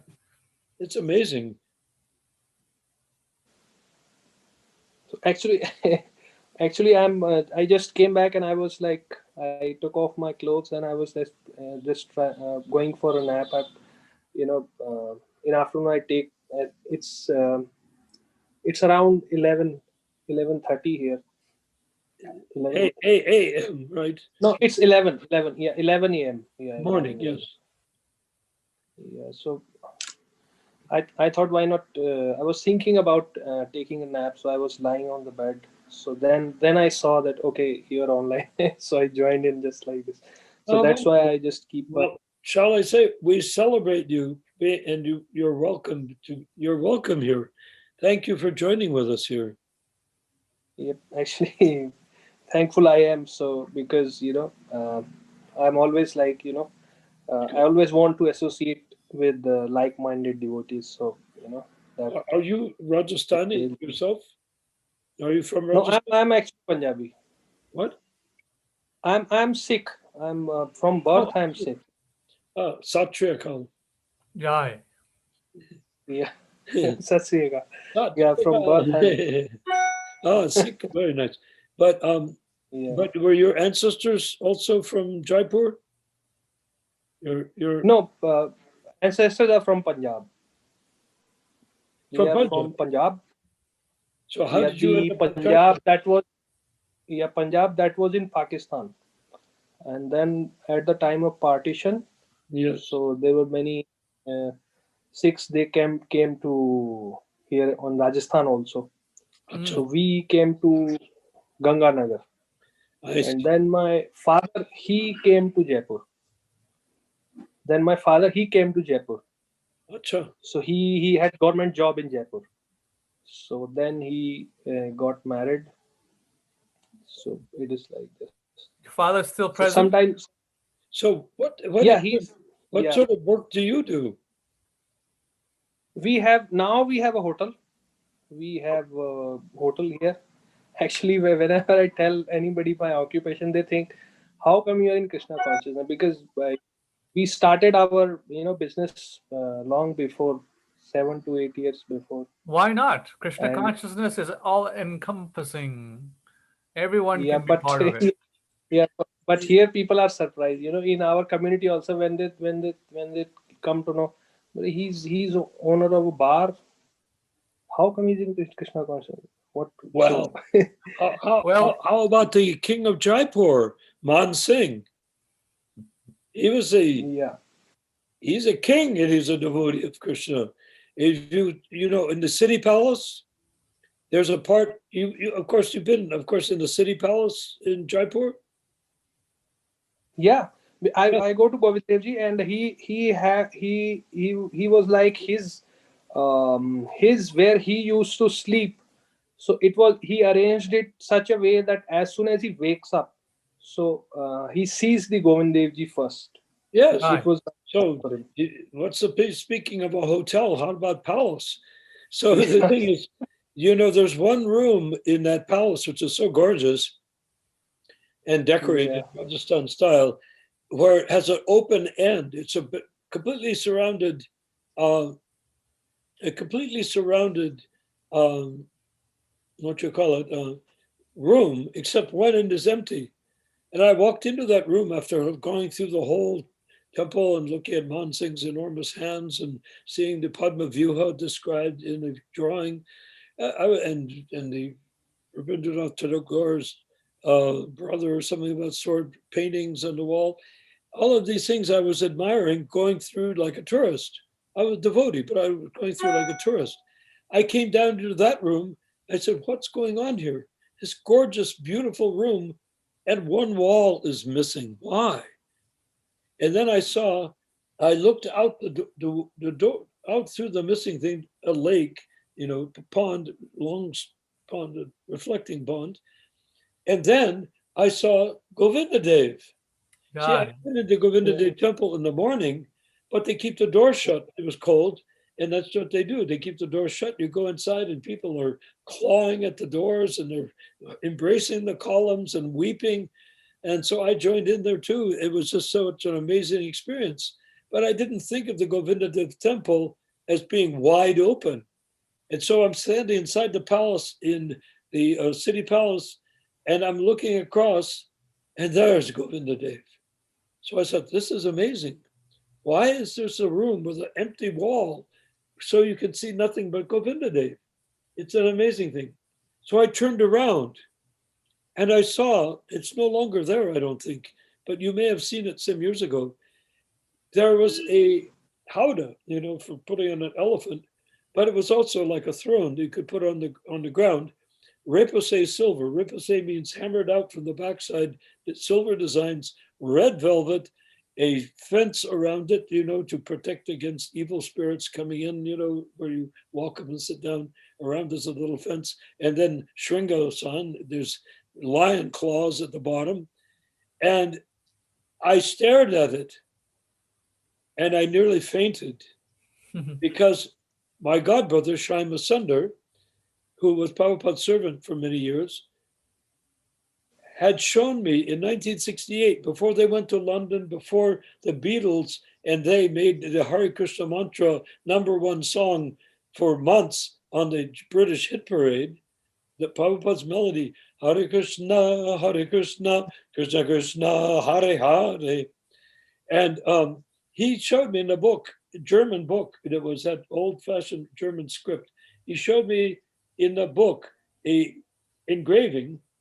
He liked weird old stuff. And so he said, someday you should make a throne like that for Srila Prabhupada. And he shut the book. I saw it for maybe 3 or 4 minutes, but I have a good, I have a sort of I'm an artistic person. I have a photographic memory in some ways. And so what happened is I built a Vyasa-san like that, a throne like that for Prabhupada in San Francisco, 1969 Rath Yatra. Then I built one more like that in Los Angeles that Prabhupada sat in for many, many years. I designed with velvet and a golden fence around the top and the lion's claws and an umbrella over the top, chatra. And so there I am staring at the picture that they had made into an engraving 150 years ago in that book that Shyama Sundar had, that he showed me in 1968. I'm looking at it. And that was the model I used to make the first Vyasa-san for Srila Prabhupada. Jai. Anyhow, that's a big story, but anyhow, what do you think? Shri Kirat Kaur Ji. Actually, Kirat Kaur, it's my daughter's name. My name is Tulsi Patidas. Your name is what? It is my daughter's name. This is my, she's my elder daughter. It's her name. So she actually uses this for her online classes. So she puts. Okay. So what's your good name? My name is. I'm talking. Call you by your daughter's name. That's so funny. my name is Tulsi Patidas. Tulsi. Tulsi Patidas. Tulsi Kapi Das? Tulsi Pati. Pati. Tulsi Pati Das. Pati? Oh, Tulsi Pati, Yes. husband of Tulsi Devi. Yeah. Acha. Tulsi Pati Das. Well, Tulsi Pati Das. Thank you. in Sacramento, we have a lot of Punjabi Vaishnavas. We give them books, and they're very generous. I'll tell you this: they're more generous than the Hindus. So-called Hindus. That's nice. Well, that's nice. And Actually, when I joined in, so my mother father was like, you changed religion and this and that. So I told them, previously I wasn't following any religion actually. If I was like, I was having turban or I was following something, then I can say that I belong. But actually, previously I wasn't doing anything. So I told them I didn't change any religion. I actually took religion. So it was like that. So currently it is like that. Nobody's. They call them, okay, we are Sikh and this and that, but they don't follow anything. Actually, No, what they has don't been follow said the- there. Not the Sikh Dharma. They don't follow the Sikh Actually, Dharma. they are not following. Actually, they are not following. Yeah, because I read Guru Nanak Dev Ji Sakhi, the first guru of Sikhs, and actually I was reading his Sakhi, his biography, that where he went, who he talked with, and what he did. So I was reading, I was amazed that actually I was confused whether I'm reading Prabhupada or whether I'm reading Guru Nanak Dev Ji. wow. Actually, he's saying the same things. He's saying same things, that if you don't follow religion, you are animals. He's saying same things. Everything he's saying same. Every philosophy, what he's saying is same. But people don't read, and they just, they're just in their mind, they are thinking we are this and that. They actually don't read what they said, what they, where Well, they that's what went, we're doing. who they talked with, what they said. Yes, Yeah. Prabhuji? This site that you've came across either before or instead of your nap, this what we are doing is as it is. As it is. Yeah. Yeah. So Guru Nanak's Vani is a Vaishnavism, right, Prabhu? You have studied both, so can you? Exactly, Vaishnav. There is not even a single percent of difference. Exactly same. Actually, afterwards, as more there are many people who want to satisfy their own selfish motive Mhm. through the way of religion. So they start to introduce all these things. What have they Actually, that introduced, Prabhu? What have there they are many introduced? there are many things they introduced. Actually, all the actual philosophy is gone. Actual philosophy nobody talks about. Mostly, I actually there is this actually around Jaipur. There was one devotee, Bhakt Dhanna ji. He was and his place is nearby Jaipur, just close to Tonk. So there is a very big gurdwara now built there recently. So I went there. So I was thinking that let me listen what they're telling, what Mm-hmm. they will say. Right. So they were from Punjab and from many places. There were from many gurdwaras. There were many these Pandits. people, pandits, yeah, bhaijis, all of them were there, and they all got their chance of talking there, and so many people were gathered there. But even what they were telling is that our group is better. That's all. Ah, Whatever they were talking about is that our group is better. Nobody talked about soul. Nobody talked about God or our relationship with Him. Everybody was like, our devotee is better. He did this. Our group is better. We did this. And because I you're was like, because you have taken up from the Bangalore point of view, we understand that the Bangalore point of view, our point of view, is that ISKCON has turned itself into a church like the Catholic Church. It has nothing to do with what Prabhupada taught per se. yeah, Oh, the scripture is there, the deities are there, the prasadam is there, the beautiful temple is there. That's fine. However, they have they've turned it into a cultural organization, not a spiritual organization. And what we are doing on this site, and you are royally welcome to join us, is to recreate ISKCON as it is. But we're not trying to change the ISKCON that is out there in the temples. No matter how big the temples are, they're all completely saturated with political. I mean, if you can have a board of directors of a corporation appointing a guru, there's a problem there to begin with. How can you appoint a guru if it's like your General Motors is now appointing gurus? Why? Yeah. So we don't go with that. And Dr. Ronald has been very kindly reading to us how the Kanista Adhikari and the Madhyama Adhikari are not qualified to become spiritual master. You don't take diksha from the Madhyama Kanista Adhikari. Actually, I was Uttama Adhikari. And Prabhupada is the only Uttama Adhikari since Bhaktisiddhanta Saraswati that I have seen. I have not seen anyone after Prabhupada, Bhaktisiddhanta, Gorkashore, Kakur Bhaktivinoda. These are Uttama Adhikaris who are transparent via medium to Krishna Loka. Right. That's what we're working with. We need a first Sikh working with us, a former Sikh. We need you to be Vaishnava, the warrior with your Sikh, curved Sikh knife and everything ready for battle, because that's what we're doing. We're declaring war on ignorance. We're not declaring war on any people or any group. Otherwise, we become like them. We don't want to be like them. We want to be like Prabhupada. We want to follow Prabhupada only and make that into the reality of our daily life. If we can bring people to Prabhupada, if we can preach Krishna consciousness in such a way that we're not the focus, but that Krishna is the focus, then others will become Krishna conscious very quickly. And guess what they will do? They will make others Krishna conscious very quickly. Does that make sense at all? Yeah, that's true, Prabhuji. And I'm like, for me, I was very fortunate in this regard, because I just got in straight away touch with the Hare Krishna community and our spiritual guide. He was from the word go. He was very clear about all this, that Prabhupada is guru and I'm just your Shiksha guru. And from the first day, I was like, I didn't had any actually I was actually there for only, I was very distressed. So I wanted to find out that why am I so distressed, why am I in so much trouble.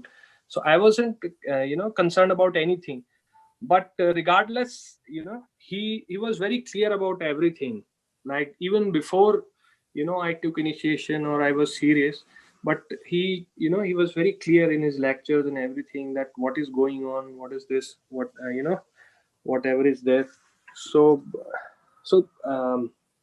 and I never cared to go anywhere else except where I joined.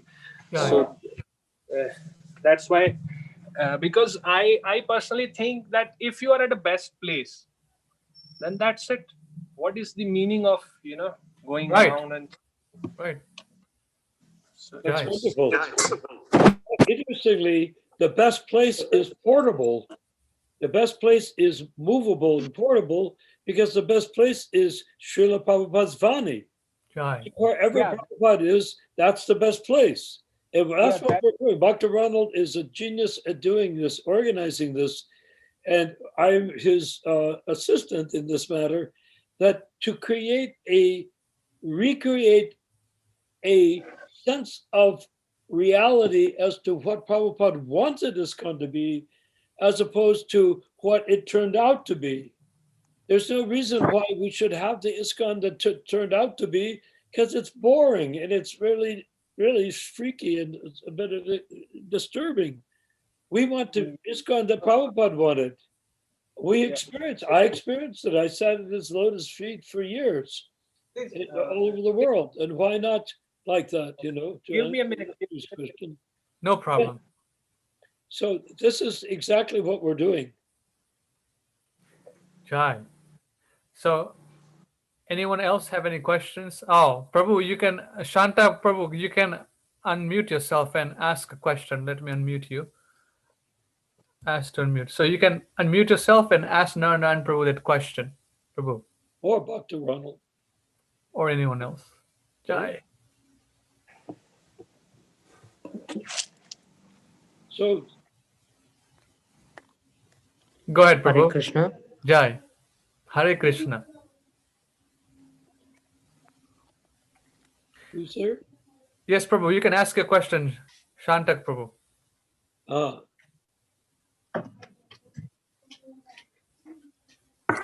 Prabhu, I had this question that Mhm.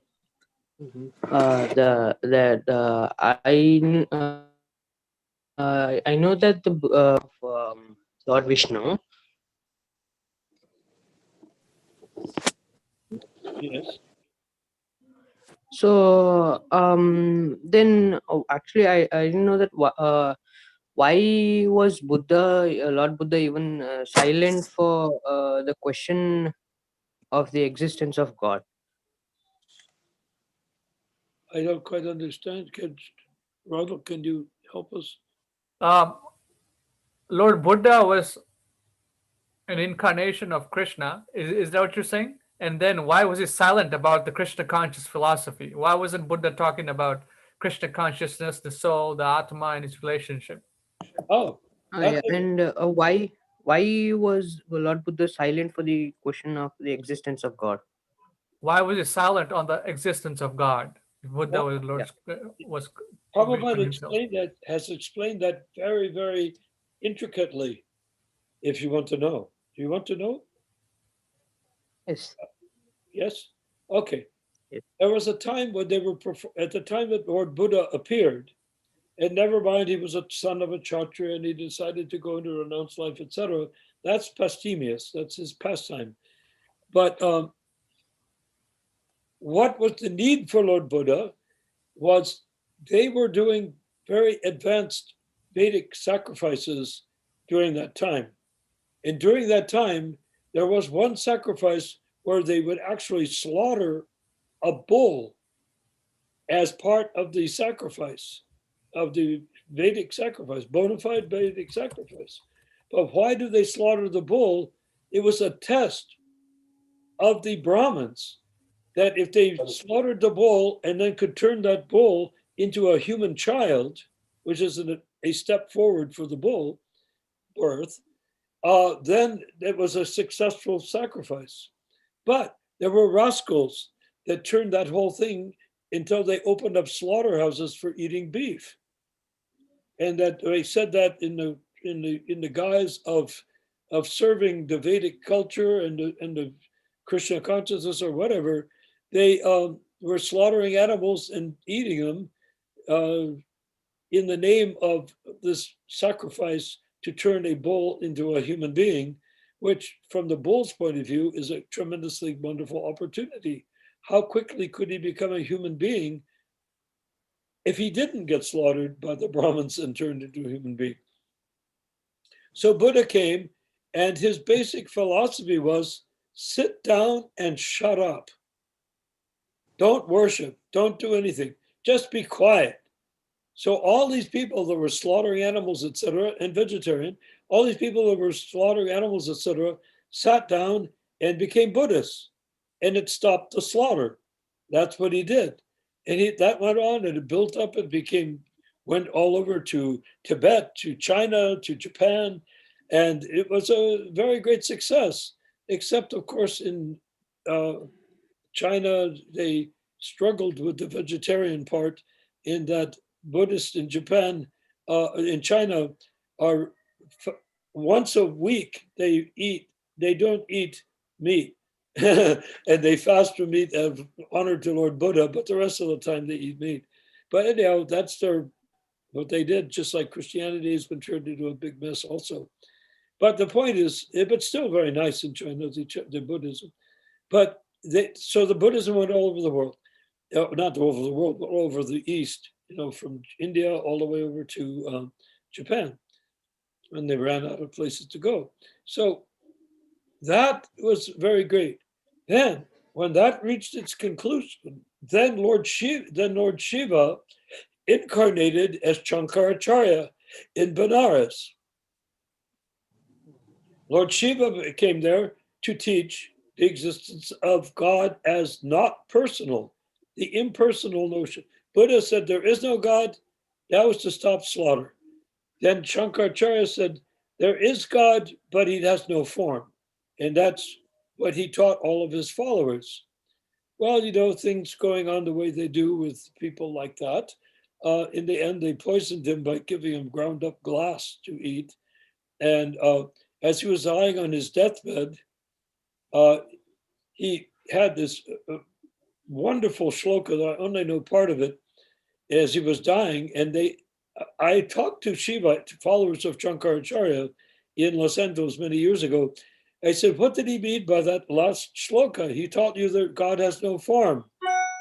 And on his deathbed, he cried out, Bhajagovinda, Bhajagovinda, Bhajagovinda, Bhajagovinda, Mudha, Mudhe, and Prapte, Sande, Sande, da, da, da, da.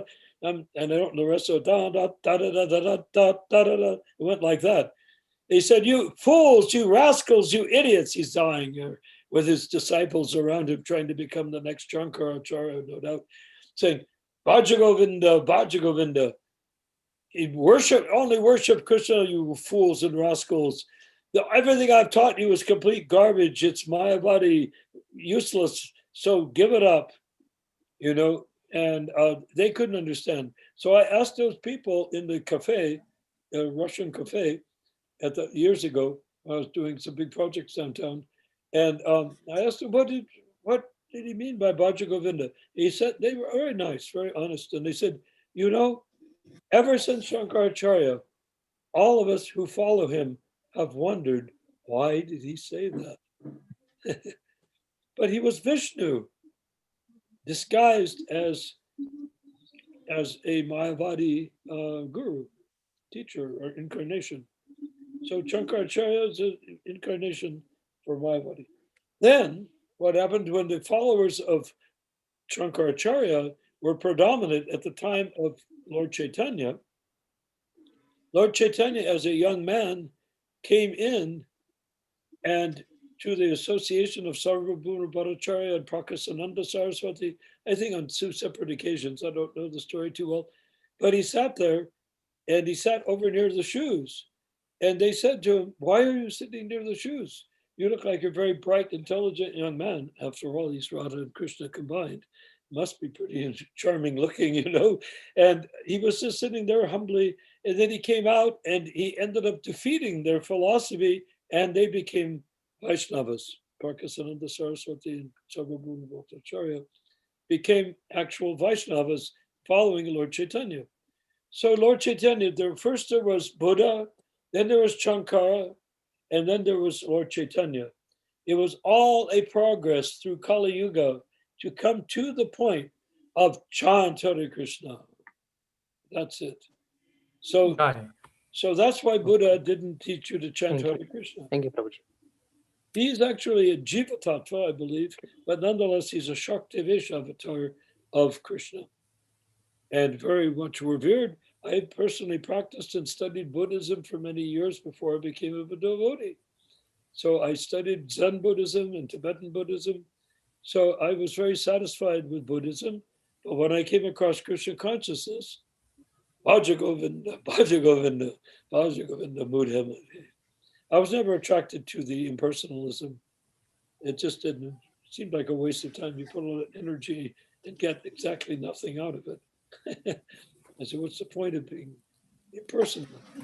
So I have a question for our devotee who joined. Yeah. Prabhu, Tulsi Pati Prabhu, is it easy for Punjabi embodied people to accept Krishna consciousness? I know you accepted it, but have you preached to Punjabi people who are favorable? They take this Krishna consciousness very fast, or they have a lot of misconceptions? Well, actually, there are mainly two group of people in Sikhs. There is this normal group And Prabhu, your face is not coming. Prabhu, your face is not coming. Okay, go ahead. If you can, yes. There are two groups. Okay. So one group is this normal group, those we see, you know, and there are also namdharis. Their turban is they you know wear their turban differently. It's round, it's like round. So actually they openly accept. They say Krishna is Supreme Personality of Godhead. They accept that in Guru Granth Sahib it is written. It's like there is this verse in Guru Granth Sahib. Actually, in an edition in Back to Godhead, there is this article, Vaishnavism in Sikhism. It's like that.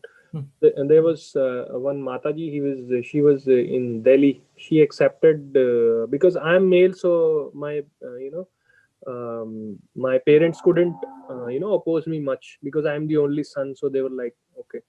So, but in case of a female, if she accepts, then all her family members, they are very much against her. That what are you doing?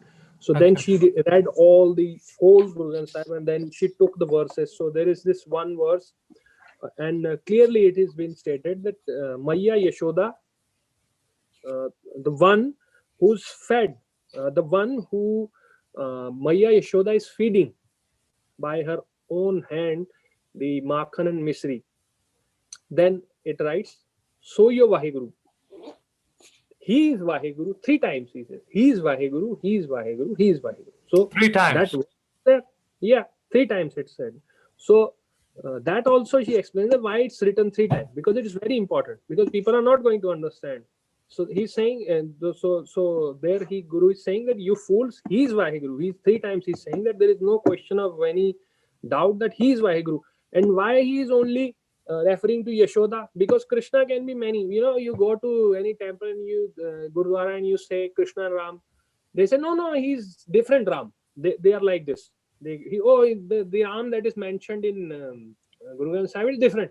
It's like that, they say like this. So, but there in that verse, that is why he, it's I think it's the 5th Guru.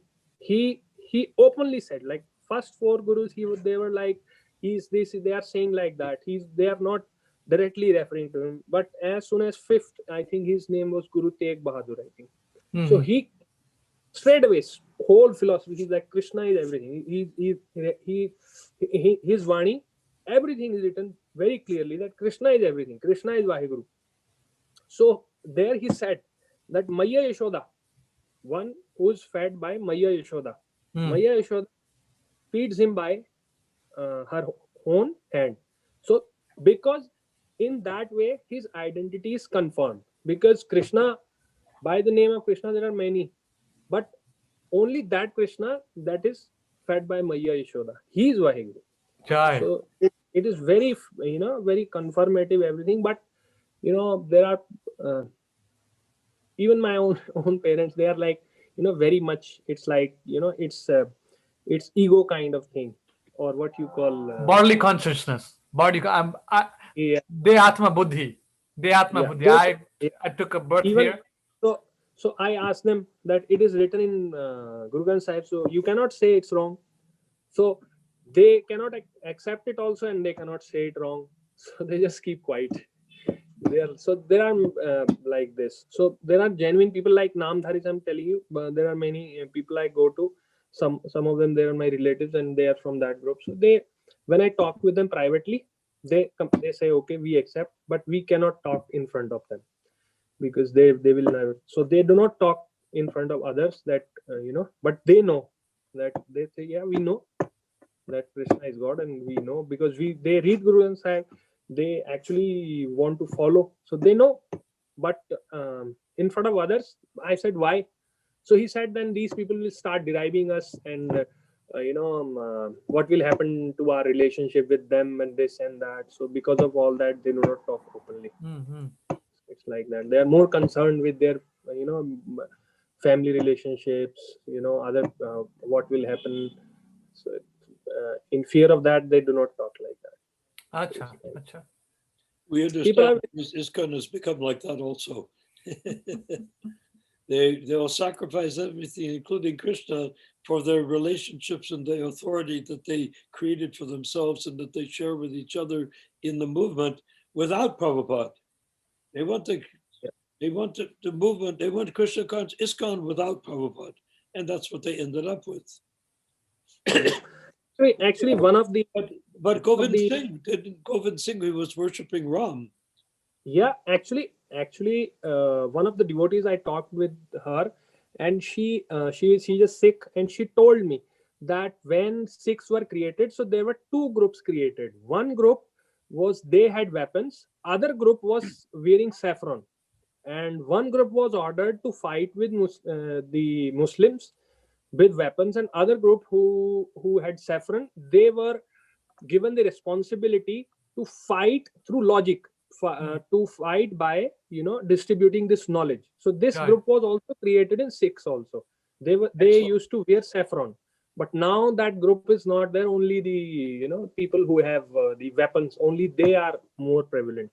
The other group was also created for this purpose. So they were the Vaishnavas.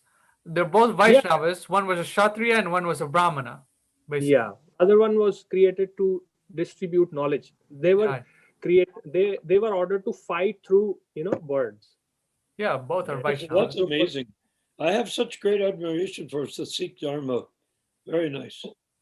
So it is actually Vaishnavism. It's like Guru Gobind Singh Ji, he himself, he says that Agya Pai Akal Ki, means he says that supreme by the command of Supreme Personality of Godhead, I am creating this religion. I am creating this order by the command of Supreme Personality of Godhead. He says that I didn't had any interest in coming here, and he himself says that I was doing tapasya in Satyalok, but Supreme Personality of Godhead came to me and ordered me to go, because there were all this Muslim invasion and all this, religious conversion was going on. So he ordered him that you go and you stop this. So he in his own words, he says that due to that I came here. So only his order I am starting this. Amazing. So, but now all the followers, they are like we saved Hindus, we saved Hindus. So but how you saved? They saved. You are not. You are just boasting that we saved, but they saved actually. What you did? You are doing nothing. You are just boasting. We saved. We said they saved. They sacrificed, and you are boasting on their name. I mean, this kind of people are there. They did everything. The whole thing sort of fell apart when the Muslims and the Sikhs assassinated Indira Gandhi together after Indira Gandhi had attacked the Golden Temple. Yeah, there is that history also is given. There was this guy in India. He got murdered. I forgot his name. His videos are on YouTube. So he told the whole story. Actually, Indira Gandhi, she was cursed by this. There was this Swami of I forgot again the whole name of that person. Actually, when at the time of elections, she knew she was not going to win. So she went to all the mutts and all the leaders of the mutts, and she said that I will stop cow slaughtering, and you make me prime minister. So okay, they said all right. They blessed her. She became prime minister. Then she forgot about it. So then all they went to her. They tried to ask her that what happened. You should now make this law. You should stop cow slaughter. So she didn't respond. So then all these leaders of all the Brahmins, people, they gathered there around the assembly in Delhi. So then she opened fire on them. So at that point of time, there was this Swami, I forgot his name. He also got shot in there. So he cursed her that the way you shot me, you are also going to get the same treatment. So at that day, when there was this firing, that was Gopashtami, and the day she died, that was also Gopashtami. So she got what she did. She lied that I would stop cow slaughter, and because of that she got the power. But then she so Rajiv Dixit, now I remember his name, Rajiv Dixit. So he tells everything. He says that this is the actual history. So actually those Sikhs did a favor to Hindus by killing her, that because she was not in favor of, she just straight away lied. That's the nature of politicians. They just straight away lie to just get the power. So she got power by lying. So then, and she did that, then she got the you know return of her karma. You know, the Maharani of Jaipur wrote an excellent autobiography describing a great deal of how Indira Gandhi and Congress Party betrayed the whole idea of the independence and the revolution and all that. But by the Actually, way, that Swami you mentioned, was that Chandra Swami? Chandra Swami? Or not some other Swami? I think he was Dattatreya. I think his name. I will have to. You can search the Rajiv Dixit. Rajiv Dixit on YouTube, and he has a lot of videos, and he has explained all the history of India very very authentically. The all character of Rajiv. This Jawaharlal Nehru. All, I mean, if anybody is very much interested in knowing the reality of politicians, so he has very much everything he has described in detail, the reason why there was partition, and the why all this why Indira Gandhi was assassinated. So all the history he has explained. Why all the kings and queens gave up their land and their servants of their people to become part of the revolution. Then they were betrayed and they were just left with their petty purses and privileges, stuck in your palace with a Rolls Royce. We knew all these people.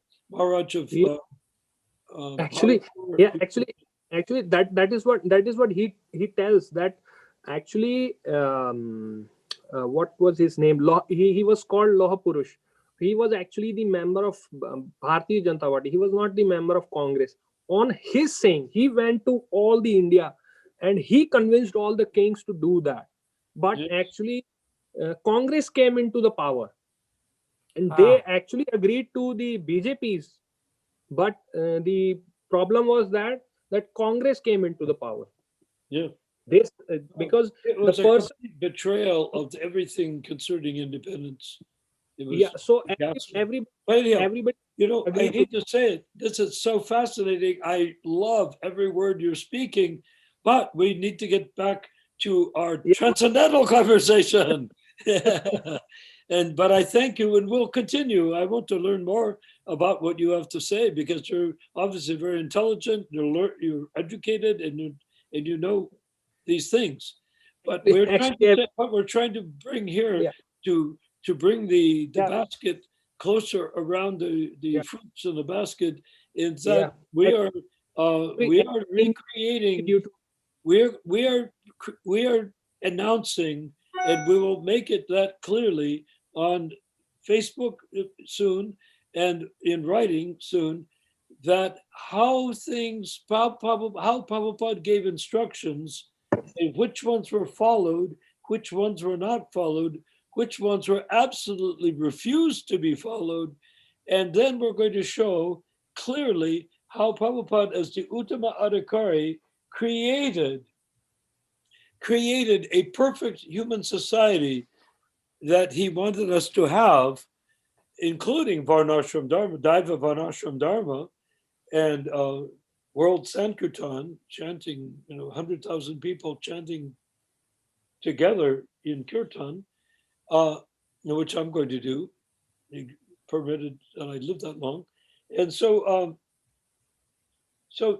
this is our goal, we're not trying to change ISKCON per se, because they've created it and they've got it, they're stuck with it. But what we want to do is create the truth as a body of truth, Shraddha, and make it the real thing. And then people from ISKCON or people from elsewhere, it doesn't matter where they come from, they will come and say, yes, this principle is how we want to live. We don't want a big church. We don't want a big organization. We just want to chant Hare Krishna and deliver the holy name to everyone. We want to read and distribute Prabhupada's original books without changes. what you get from Bangalore, and the and from all of that, we're going to have a very a good experience. And if the member of ISKCON wants to come, they say, "Oh, we're so sick of the politics of ISKCON. We want to join your group." We'll say, "We're not asking you to join our group, but if you want to join our group, come on, because we don't have a group. We're just individual." Prabhupada said ISKCON is independent philosophers. Each member, like yourself, myself, independent philosopher, Lakshmi, independent philosophers. So we don't need a group. What we need is association. So international means the whole world. Society means a society, a group of people. For Krishna consciousness, meaning that this society of independent philosophers can associate with each other as independent philosophers, but not form a cult or a group or a political organization. They don't argue points back and forth based on how much money they have or how much influence they have, how many disciples they have, or anything like that. None of that, none of that anartha will be there if simply people preaching and bringing more and more people to become aware. And also that each temple should be independent, like yours is. Each temple should be independent of all other temples, incorporated separately. And when they're incorporated separately, then you can't control them. And the GBC, the GBC that you've experienced, that isn't supposed to be.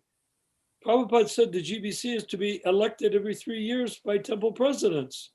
3-year term, that's it, not lifetime. And the GBC of all people cannot appoint gurus. So that whole thing is completely as rotten gets. The Prabhupada created the GBC to help individual temples become strong and thrive and overcome their problems, emotional, psychological, spiritual problems, and hurdles in their career. And then they go, after 3 years, they go back and become temple president of their temple again. And at that time, they're enriched with so much knowledge of having helped so many other temples that their own temple will explode with good fortune. You see? Yeah. I mean, that's the only way it can spread in every town and village, because each and every person, they go out, they preach to people, they talk about Srila Prabhupada's mission and vision, and people are empowered to go out and make temple centers, distribute prasadam, books. In this way, the whole world becomes Krishna conscious. Yes. And you get a city like Jaipur, you could have 20 temples. Right. You have a city like Los Angeles, you could have 600 temples. Actually, Prabhuji, we have three. We have like one in officer campus, and one at our Pratap Nagar, and one we have in Tonk. It is village. We have one village where we have 200 cows, and it's away from the village is between the in between the hills. And it's like 1 hour 1 hour drive from Jaipur. And we have Gurukul there, and Gurukul children there, and cows and devotees, and that is that village is what the senior most devotee, Dayalu Nitai Prabhu. So he because Prabhupada wanted that, so that's why he created that to have. So whenever there is function like Janmashtami or big celebration, so we go there. So we get a chance to go there. And first thing I actually experience is that my ears get a lot of rest. I feel like my ears are saying, okay, thank you, because there is no noise. It's like completely noise silent. pollution, it's they call it. Yeah, here all the time there is something, some car or some bike is coming, going. There's nothing. So it's very, very nice. And when you wake up in the morning, so it's very nice, very peaceful, and there is no distraction in chanting. So That's So wonderful. that's actually in future I want to go there, but it's just that my situation is not like that as of now. So my dream is like I want to go there and live there for the rest of my life. Prabhupada wanted It this is like all over the world. But actually, to make it really work, you need a shape like a triangle. You have to, everyone takes, this is different than the Vedic Varnashram that occurred, up until 5,000 years ago. Uh, the actual Varnashram for tomorrow, Prabhupada is made it based upon people like us. We're not according to Gotra, we're not according to history of Brahman, Kshatriya, like that, but only according to what you do, what you want to do. So the Shudras, most people like to work. Shudras are the majority, then Vaishyas with the cows and grains and wheat, and also flax and silk and cotton to clothes. Then Kshatriyas to guard the place, to protect it because it's so desirable. People want to come and take it all away from you. And then the Brahmins, just very few at the peak of the. And then the Brahmins, it could be like Jagannath Puri, where the Brahmins are supervising that Lord Jagannath or Krishna in the temple owns the whole community. And everyone is living there at his mercy. Nobody has to pay for their house. Nobody has to pay for their food. Everyone just works according to their capacity, and there's enough to share. And that in Puri, even today, Prabhupada said, you can take 50,000 people to the Jagannath temple, sit down unexpectedly, they will feed everyone. There's that much prasadam. So that's the Vedic thing. Daiva Varnashram Dharma, Prabhupada called it spiritual communism. What is communism? From each according to his ability, right? To each according to his need. And where did Karl Marx get the idea of communism? From reading the Ramayana, Ram Raja. So he was studying the Ramayana and the Vedas, some of the Vedic literatures with Engels and the others that were part of that initiated communist concept. But he made a big, terrible mistake when he said dictatorship of the proletariat. He wanted the Shudras to own the production. That doesn't work. So you have to have the whole Varnashram Dharma. So to shape it up like that, you will end up with your peaceful place, but it will also be producing grains and cloth and so many different things besides just milk and so many people, so you have enough cows to provide milk products to everybody. And you should keep only the best desi cows and breed them for excellence. yeah, we have actually only the Rathi and Thar Parker, only the desi breeds we have. Yeah, We have that's right. only Indian breed. And but as you're saying, Prabhuji, that there has to be this triangle form. But what about the people? We cannot expect everybody to be honest. What about people who would want to just live on the other people's expense? Because if it is like, if you say that, okay, you get whatever you want and you can come here, so obviously there will be people who would want to They have to work. just They have to work according to their ability, then according to their need, not not working according to your power and then get whatever you can take. That's not the process. And that's the Brahmins are supposed to be guiding everybody, and it's voluntary. If people want to become greedy sons of guns, then you ask them to leave the community. Say, go make a greedy community for yourself. You can have it all to yourself and you can experience it all to yourself. But we have one that is based on Krishna. Everything here belongs to Krishna. Therefore, the Brahmins will make arrangements what you get, and the Kshatriyas will make sure that nobody takes it away. So we don't look at the Kshatriyas as being policemen per se, because if you have only 5,000 or 10,000 people in a community on a certain number of acres, you need a lot, maybe 10, 20,000 acres to support that many people, then you have that and it works.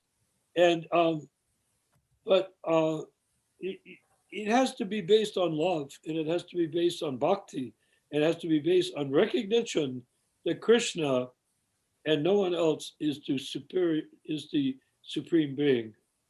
You know, in America we have what they call Alcoholics Anonymous, where people go and try to stop being alcoholic. But there's what they have 12 steps program. I like the top program. At the top standard in that program, he said, there is a God, and it's not you.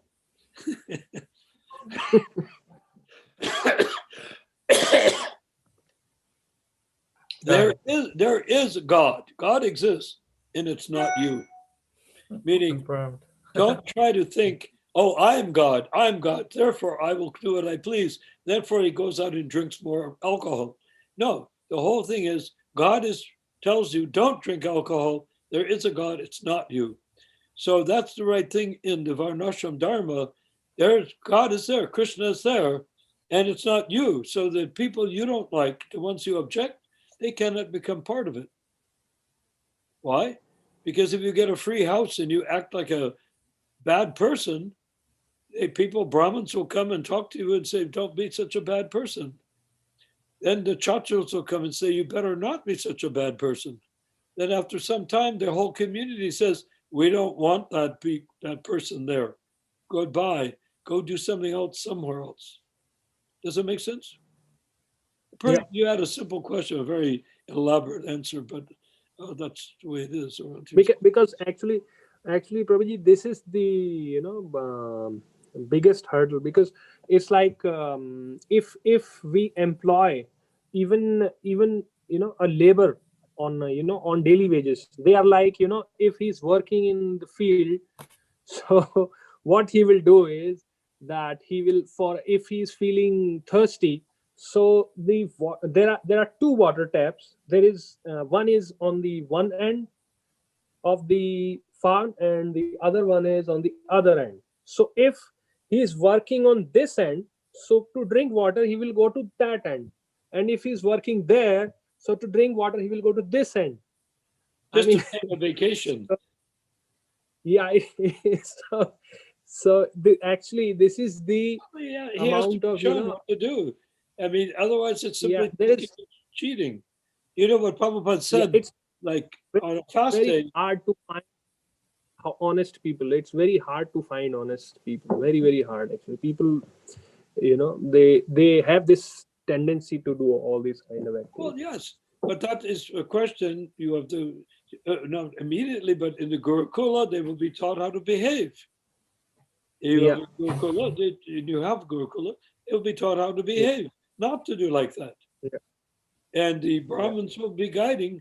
And the next thing is, you don't need day labor, because everyone will be working according to his ability. Nobody is getting money out of working. So the question is that if I don't have money, how can I buy a sari for my wife? How can I buy shoes for my feet? How can I take care of my children? How do you do? Because the Brahmins will get everything that the Vaishyas produce, which is everything. Clothing and, well, what do you need really? Clothing, food, and of course, when you have married, jewelry and things like that, nice finery. The Brahmins, you make it all and give it to the Brahmins. And the Brahmins then distribute it according to need.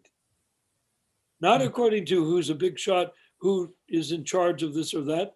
No, that he is a big puffed up guy. No, you give according to the need.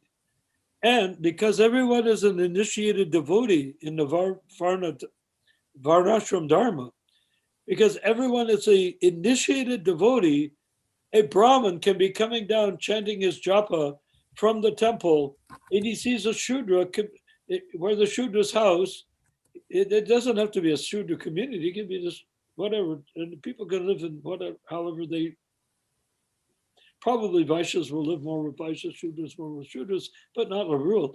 He comes down and he sees the Shudra with his children, and he's got a copy of the Krishna book, and he's reading it out loud to his children, And the children are completely enraptured by the stories of Krishna in the Krishna book.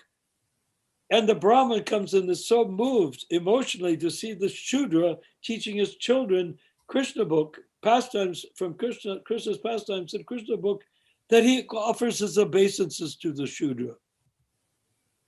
Prabhu. Why? Because the Shudra is initiated, he's initiated. Now, very few people require Brahmin initiation, Divija. They don't need it. They need to do their Dharma. If you're a Brahmin, or basically if you're a Brahmin, you should get Brahmin initiation because that's your Dharma. But, and Prabhupada made that clear to Satsvarup and Rameshwar and people like that in the old days. We should not be giving Brahmin. If they come and 6 months later we get Brahmin initiation. Well, that's the way they did, because he wanted pujaris and stuff like that out of the devotees. So he made them into Brahmins later on, or gave them that initiation. But he said, but they're not acting. They're not acting like Brahmins. They're fixing cars, or they're, they're cooking in the kitchen. Why should they be Brahmins? Why did they have to stop and say Gayatri? So not necessary, but that's flexible. That should be flexible. Who gets the Dvija initiation, who doesn't, is flexible. But the main thing is, initiation means service to Krishna, bowing to Krishna, tenfold path, Shravanam, Kirtanam, Vishnu, Smaranam, etc., all the way up to 10. And that will be done by the Pandas or the Brahmins in the temple. And then you can have worship of Krishna there. And you don't need to keep a big stove in your house. Here's another thing. You don't need to. Why? You have these Brahmin cooks that cook like you go insane when you taste what they're making, like Jagannath Puri. The Pandas that cook there, you taste the prasad, you go insane. It's so delicious. Have you tried in Puri? But anyhow, then you go to yes, you have. And then you go to, whatever. Then you go to the temple. Then you say, I'm going to go home and make a little snack. Well, maybe you have a little charcoal burner, you can make a little snack. But why would you want to do all your own cooking and waste your time when you could be doing something else? When 3 times, 4 times a day, you can go up to the temple and eat to your full satisfaction. So that's why it doesn't turn, it is a recipe for not being corrupt. And I agree with you that in that recipe, there's going to be some corruption, and that has to be dealt with. But not actually basically not that much. The reason the thing what you told, so this is the only reason why my wife is mostly angry with me, because I always prefer to take prasad at temple. So she's like, she's always like is she a good cook? You don't. She cooks. Yeah, she's good cook. Yeah, she's a good cook, but because because I am the only one who is is completely fully in touch with the she's not the initiated. temple. So she's not initiated yet? No, she's not. So I mostly I just find any kind of excuse to take prasad at temple. He's like, she also tastes what your wife cooks. You should also offer. Does she offer what she cooks? Make offering? Yeah, we offer. Yeah, we offer. You should also taste your cooking, just so, because women have this innate power. Women can produce children. That's power. Women are attractive. Women give milk to their babies, and women cook. These are the ways that women exercise power. And you take that away from a woman, she freaks out. Yeah. Yeah. That's it's kind the of way you say it is so nice. That is the biggest dilemma of site, life. You talked to Nara Narayan Das, who was initiated in 1968, and he was having fun talking with you and enjoying your association with Ronald Singh and everybody on here, Lakshmi and Karveen. Tulsipati, and said that he said, "Oh, I wish I could taste Tulsipati's Das' wife's cooking. Who said that, Prabhuji? Who said that? We're I saying said, it. Actually, I said, oh, I would like okay, to okay. taste your wife's cooking. You're always you know Ramchandra Prabhu. You know about him. He's like he's from Iran, and he's always preaching, and he's also online on YouTube. As of now he's in America. I don't know where. And before the lockdown, he used to Oh, travel all yes. around the He world. stayed at my house. Yeah, he also came to my house. So we had all the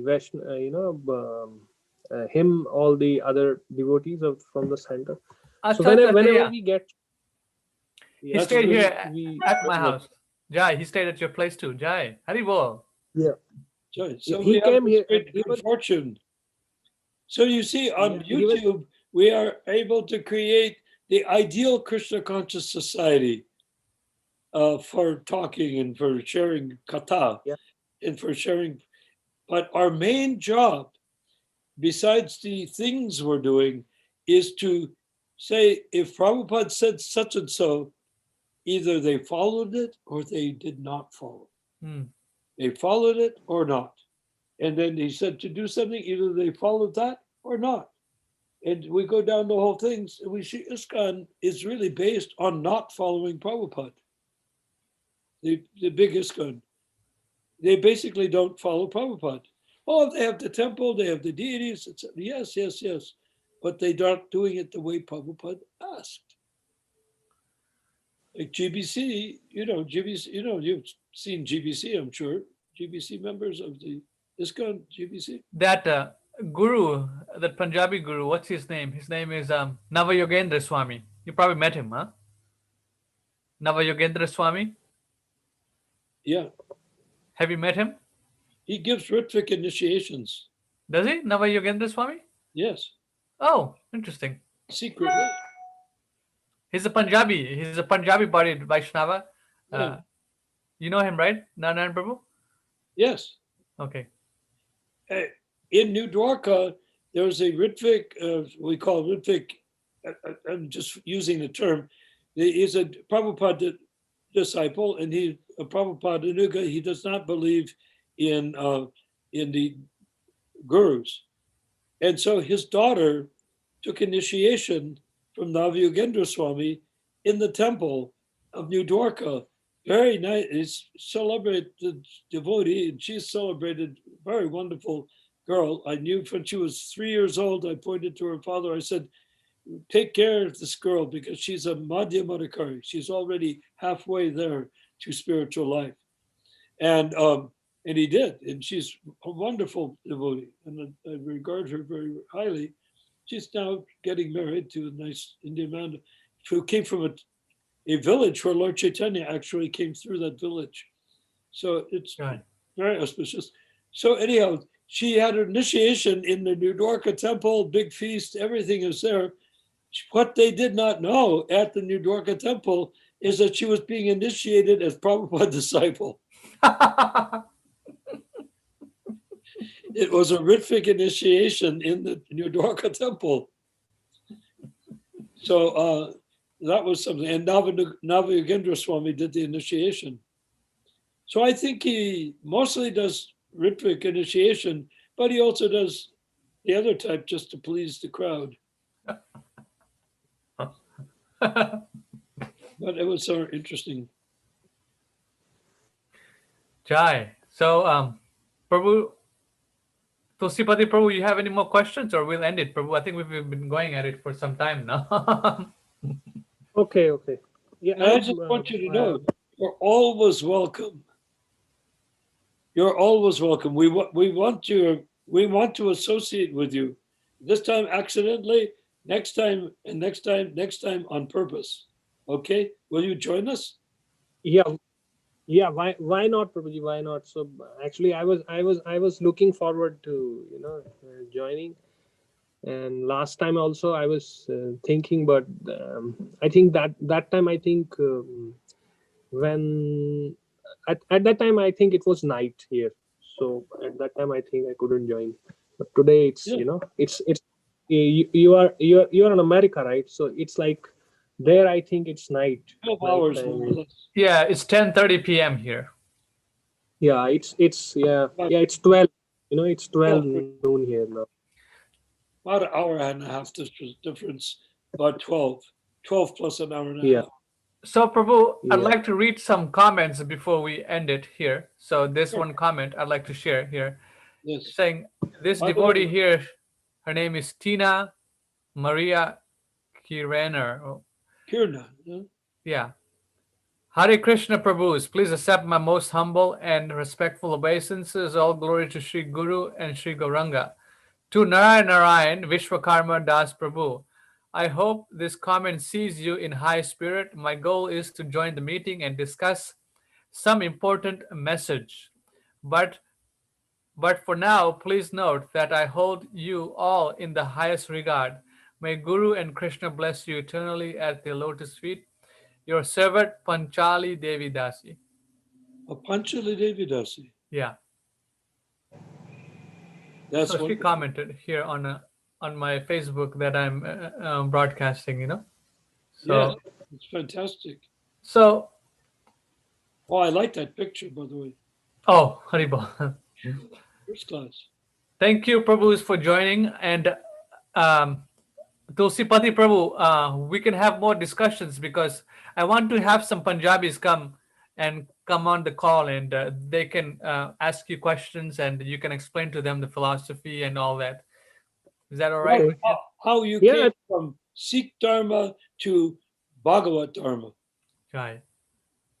Yeah, actually, probably Sikh Dharma is also Bhagavad Dharma. Actually, there is No, no difference. the minute I It's said it, I realized, different yes. language.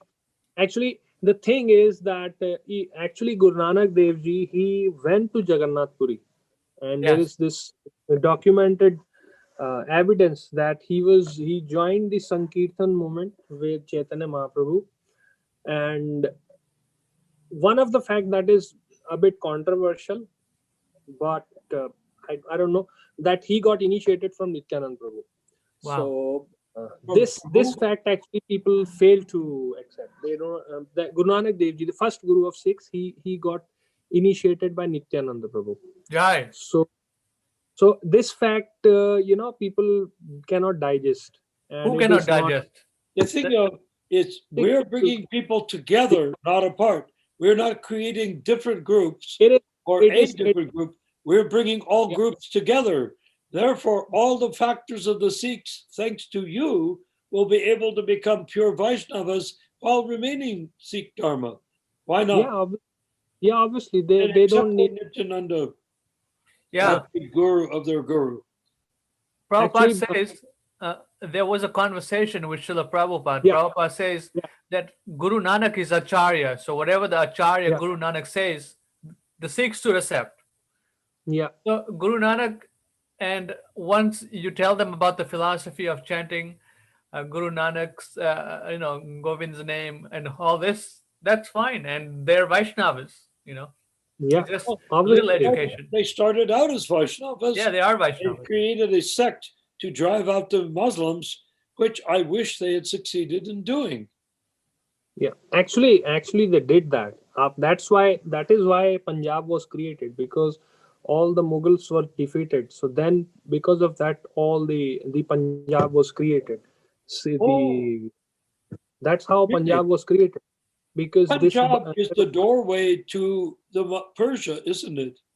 I mean, Yes. if you have yeah, Persia, that's if how you it have was created. Punjab, you can stop the Mughals from coming in. Yeah, so that's how it was created. There was this warrior Banda Singh Bahadur. He was disciple of Guru Gobind Singh Ji, and he was empowered, and he created he won all that territory, and then the Sikh rule was established there, so that Mughals cannot enter again. So it was That's like that. fantastic. So I have so much more respect. So they actually succeeded in the goal. Yes. Yeah, so it They was didn't all drive these Muslims out of India, but they did succeed in yeah, stopping. major rule was over. The major rule of Mughals was over. Sikhs won the major territory, and all small territories were left, and that much after Aurangzeb, that much operation was over, because the most violent leader was Aurangzeb. He was trying to convert everybody. So after his death, see, the other territories were won. Which So one was trying to convert everybody? The name? Aurangzeb. He Aurangzeb? was the biggest. Aurangzeb. He was the it is actually a very interesting history. Wasn't Actually, he the one with the Taj Mahal?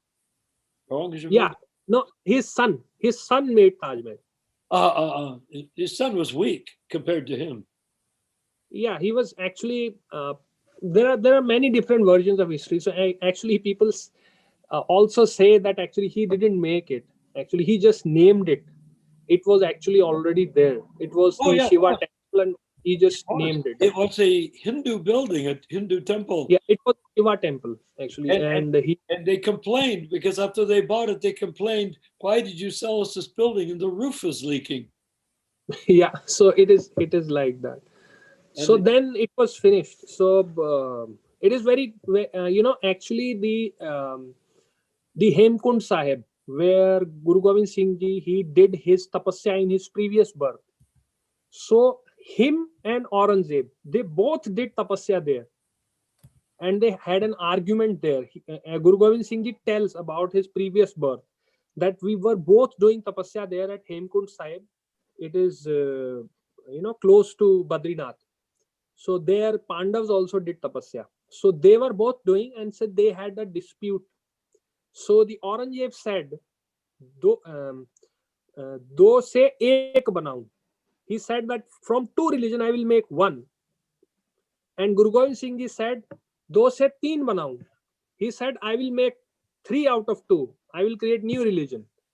So then they left their body, and next body, Aurangzeb was this guy. He came as Aurangzeb, and Guru Gobind Singh Ji, he came like that, and they both were like this fighting. So it is like this. So Aurangzeb couldn't make 1 out of 2, but Guru Gobind Singh Ji made 3 out of 2. Wasn't Aurangzeb the one that was using the cannon to knock down the top of the Govindadev temple in Vrindavan, and that's why they moved to the he was the Guru. Yeah, he was. He's the Aurangzeb. That one is Aurangzeb.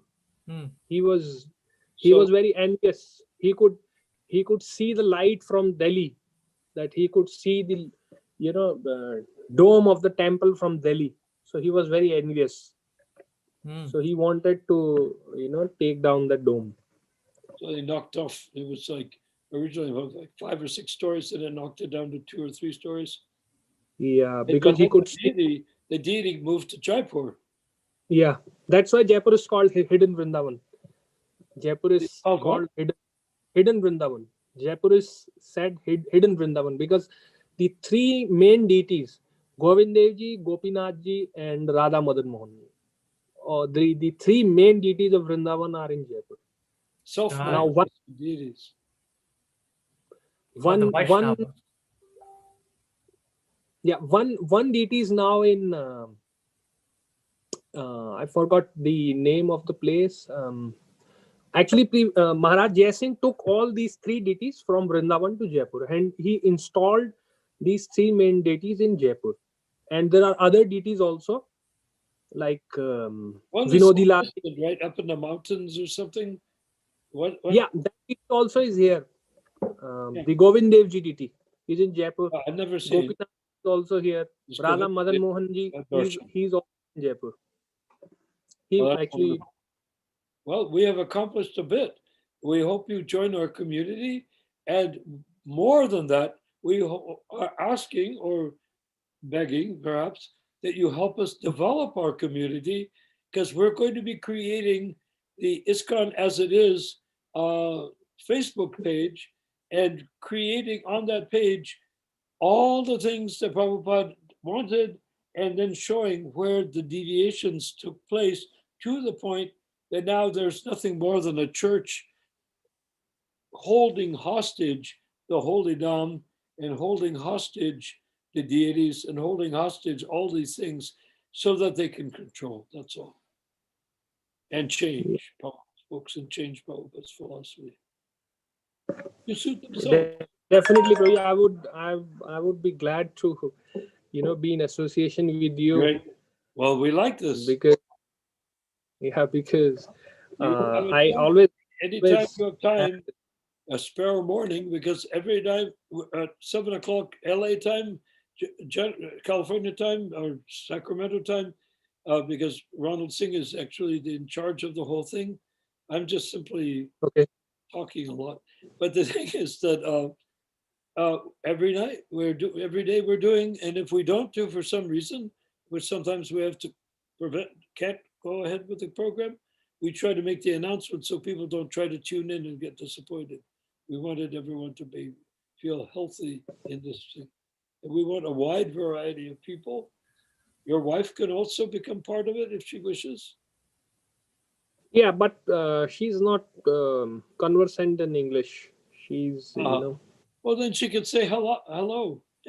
Yeah, maybe. In Rajasthani. Yeah, maybe, because she's like more I try to be more I try to follow Prabhupada, so the more it's like they become, because it makes them it forces them to come out of their comfort zone, so they're like, they don't like that. Yeah, my wife is also like that. Don't worry, we're in the same boat. It's all takes a certain amount of time. Ronald Singh has accomplished so much. There's no way to describe how much he's accomplished in Sacramento. Distributed more books than anybody. He has taken in huge collections from people that just said, we believe in you and what you're doing here. It's a donation. Use it in Krishna's service. And he does. And he never spends for himself. It's always for good purpose. And he's waiting to create some cow protection, build a temple there. This is all in the infancy stage. And because it's in the infancy stage, and he's got a wonderful wife, and he's got 2 incredibly beautiful children. So, Tulsipati, do your children, do they speak English? No, they are actually small, and they are mostly Hindi, and not much conversant in English. But over the time, because we are just bring them into the room and have them say Hare Krishna to us, and we'll say Hare Krishna to them. Yes, obviously. That's what we do with Ronald Singh's children. They're adorable children. And even in the last few weeks, I've noticed that when they come onto the screen, they are more and more, at first, Krishna conscious, they did say Hare Krishna or Hare Krishna, but now they're Hare Krishna, very strong. And this because of Ronald. No, Prabhu, it's because of the devotee association here. Now my son is saying Hare Krishna, Krishna Krishna, Hare Krishna. He's saying like this. So that was and when I say I have a meeting, and then with Prabhu's, he said, "Oh, Prabhu's." Then he's very inquisitive. So it works. Devotee association really works. Exactly. And it's very powerful. Yeah, so my even your children are young. Ronald's children, one of them at least is two of them are younger than your son. Your oldest, older? Yeah, my daughter is 4.5, and my son is like 2.5. So, and they like to take part. So if your children come up, they don't have to stay the whole time, obviously, but they come and just see people in another country. That might be very it has a very big impression. They see that they are now influencing people in Sacramento and influencing Los Angeles. These are the next generation devotees, the children, the parents. So it's a parampara. And that is your children also, Yeah, as of now, my wife and children are there at their she's at her mother's home. So on 8th I will go, and we will be back around 9th or 10th. Jai.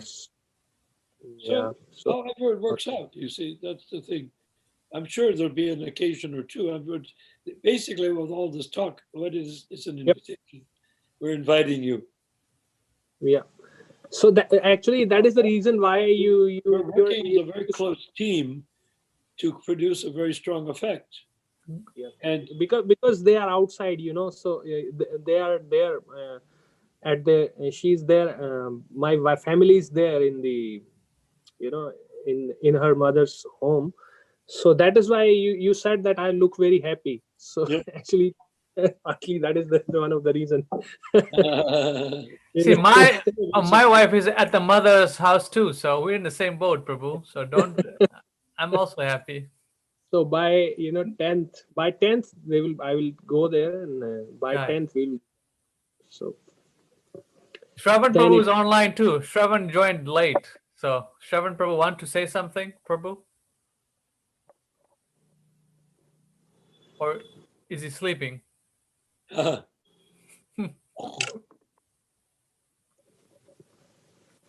We lost the devotee. Which one? The Lakshmi went to do some saying got some work. We'll catch out the full conversation. Hare Krishna. Yeah. She'll see it on YouTube. Yeah. Shravan Prabhu, you want to say something? Hare Krishna Prabhu, nice to meet you. Tulsi Pati What's Prabhu your is name, his Prabhu? I'm name. sorry. Tulsi Pati Prabhu. Wonderful. Wow, beautiful name. Hare Krishna Prabhu. Hare Jai. Krishna. Hare Krishna. Hare Krishna. Sorry, I couldn't join earlier for some reason, No problem. Yeah. Okay. So Tulsi Pati Prabhu, my son Kuvalesha was there. He said there was the Bangalore temple, and there was some friction between them and another Prabhupada temple. Is that the fact? Actually, Prabhuji, actually, I was telling you about my, the senior most devotee of my, our society. Actually, he left ISKCON Bangalore. It's like, I don't know, maybe 12 or 13 years back. Yeah. So after that, we don't have any. Actually, personally, I haven't even gone to Akshay Patra even once. Never ever. Because I feel like that if I'm at a best place, why should I go here and there? Because that disturbs mentality. But I think I don't there's another Prabhupada Nuga temple in Jaipur also, no? Yeah, so we have two. As of now, we have two. We have one in the village, Knock village. One I tried initially, just when I got in touch after 2-3 years, I just tried to start. It was kind of a shop, and I had books and all, but that somehow didn't work out. So as of now, I'm engaged in business. So, but maybe in future, if I get any opportunity. So, but yeah, obviously, I realized that it's. But I think that my son was most active in the early 2000s.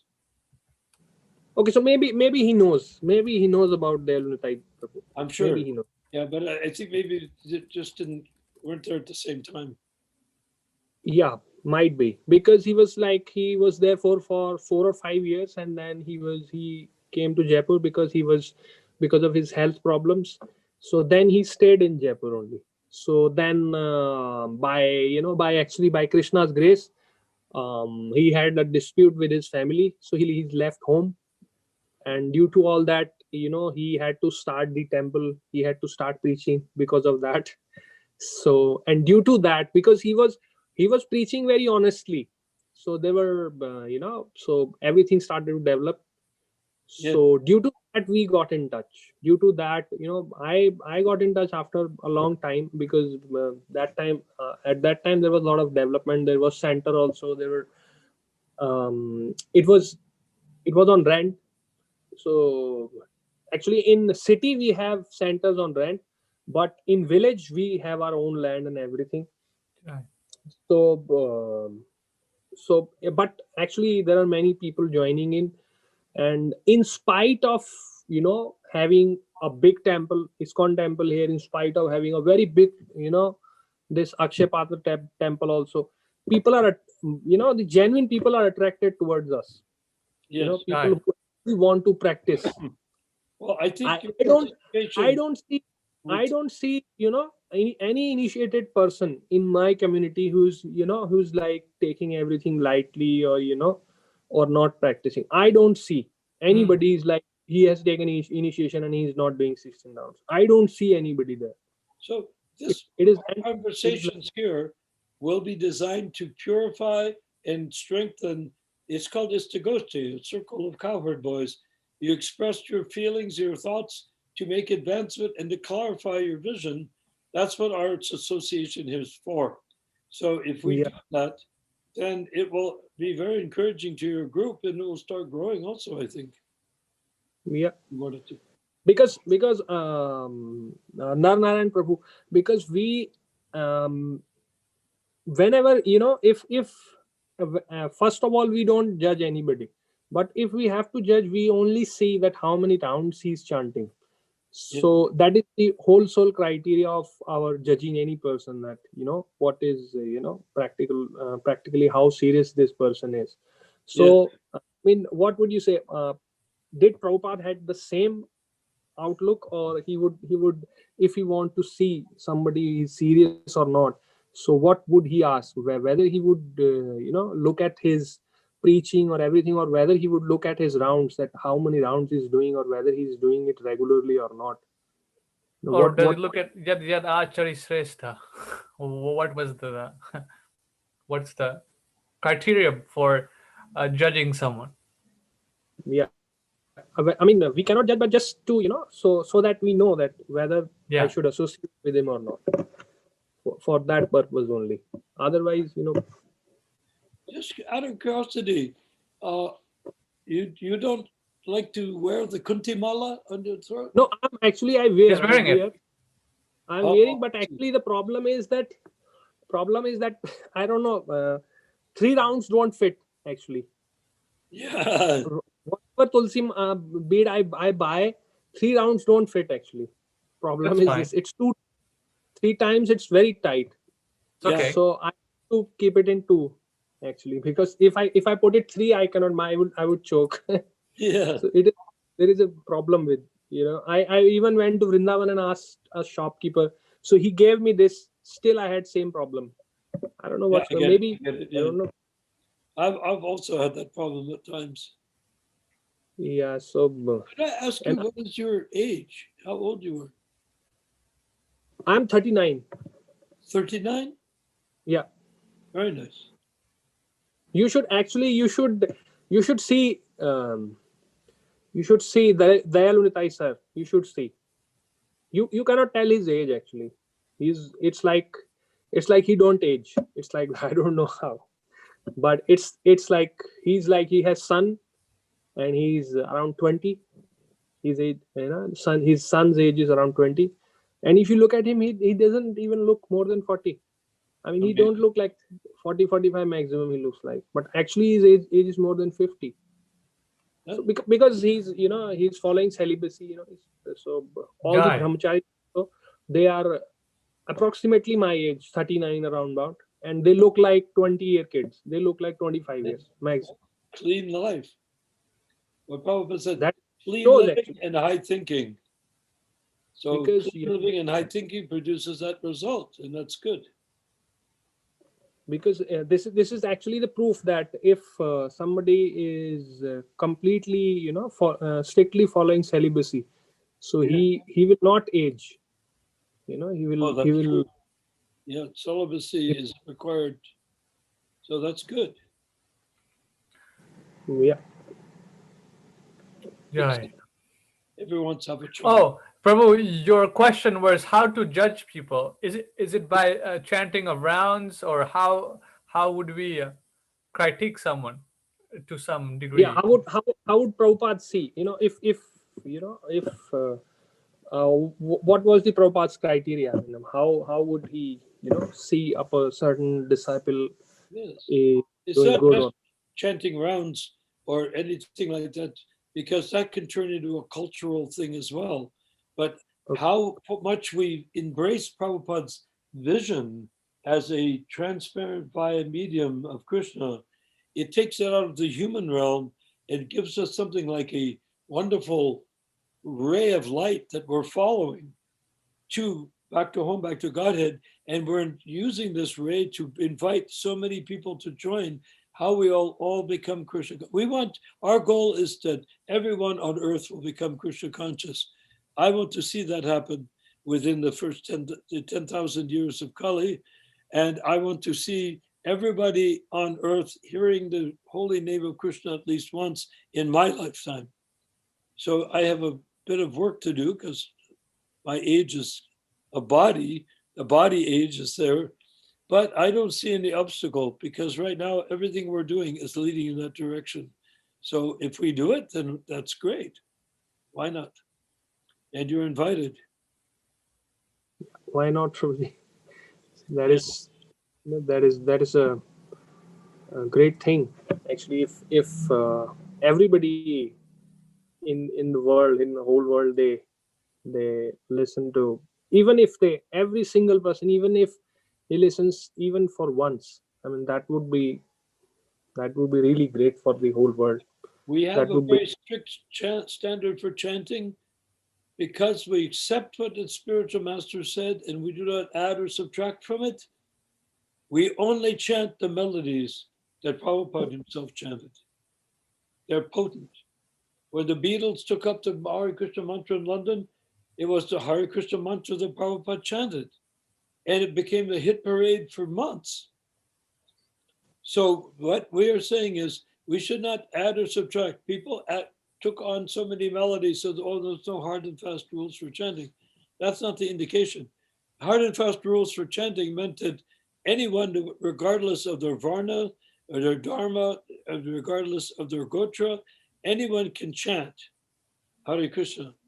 But it's not that you can just make up your melodies or sing Bollywood type songs or Chinese type songs. No, why? No, we must chant according as Prabhupada chanted, the same melodies. And if we do, then if we have a kirtan with 100,000 people, nobody will be surprised by the melody. It'll be so known by everyone, they'll enjoy it very much. Jai.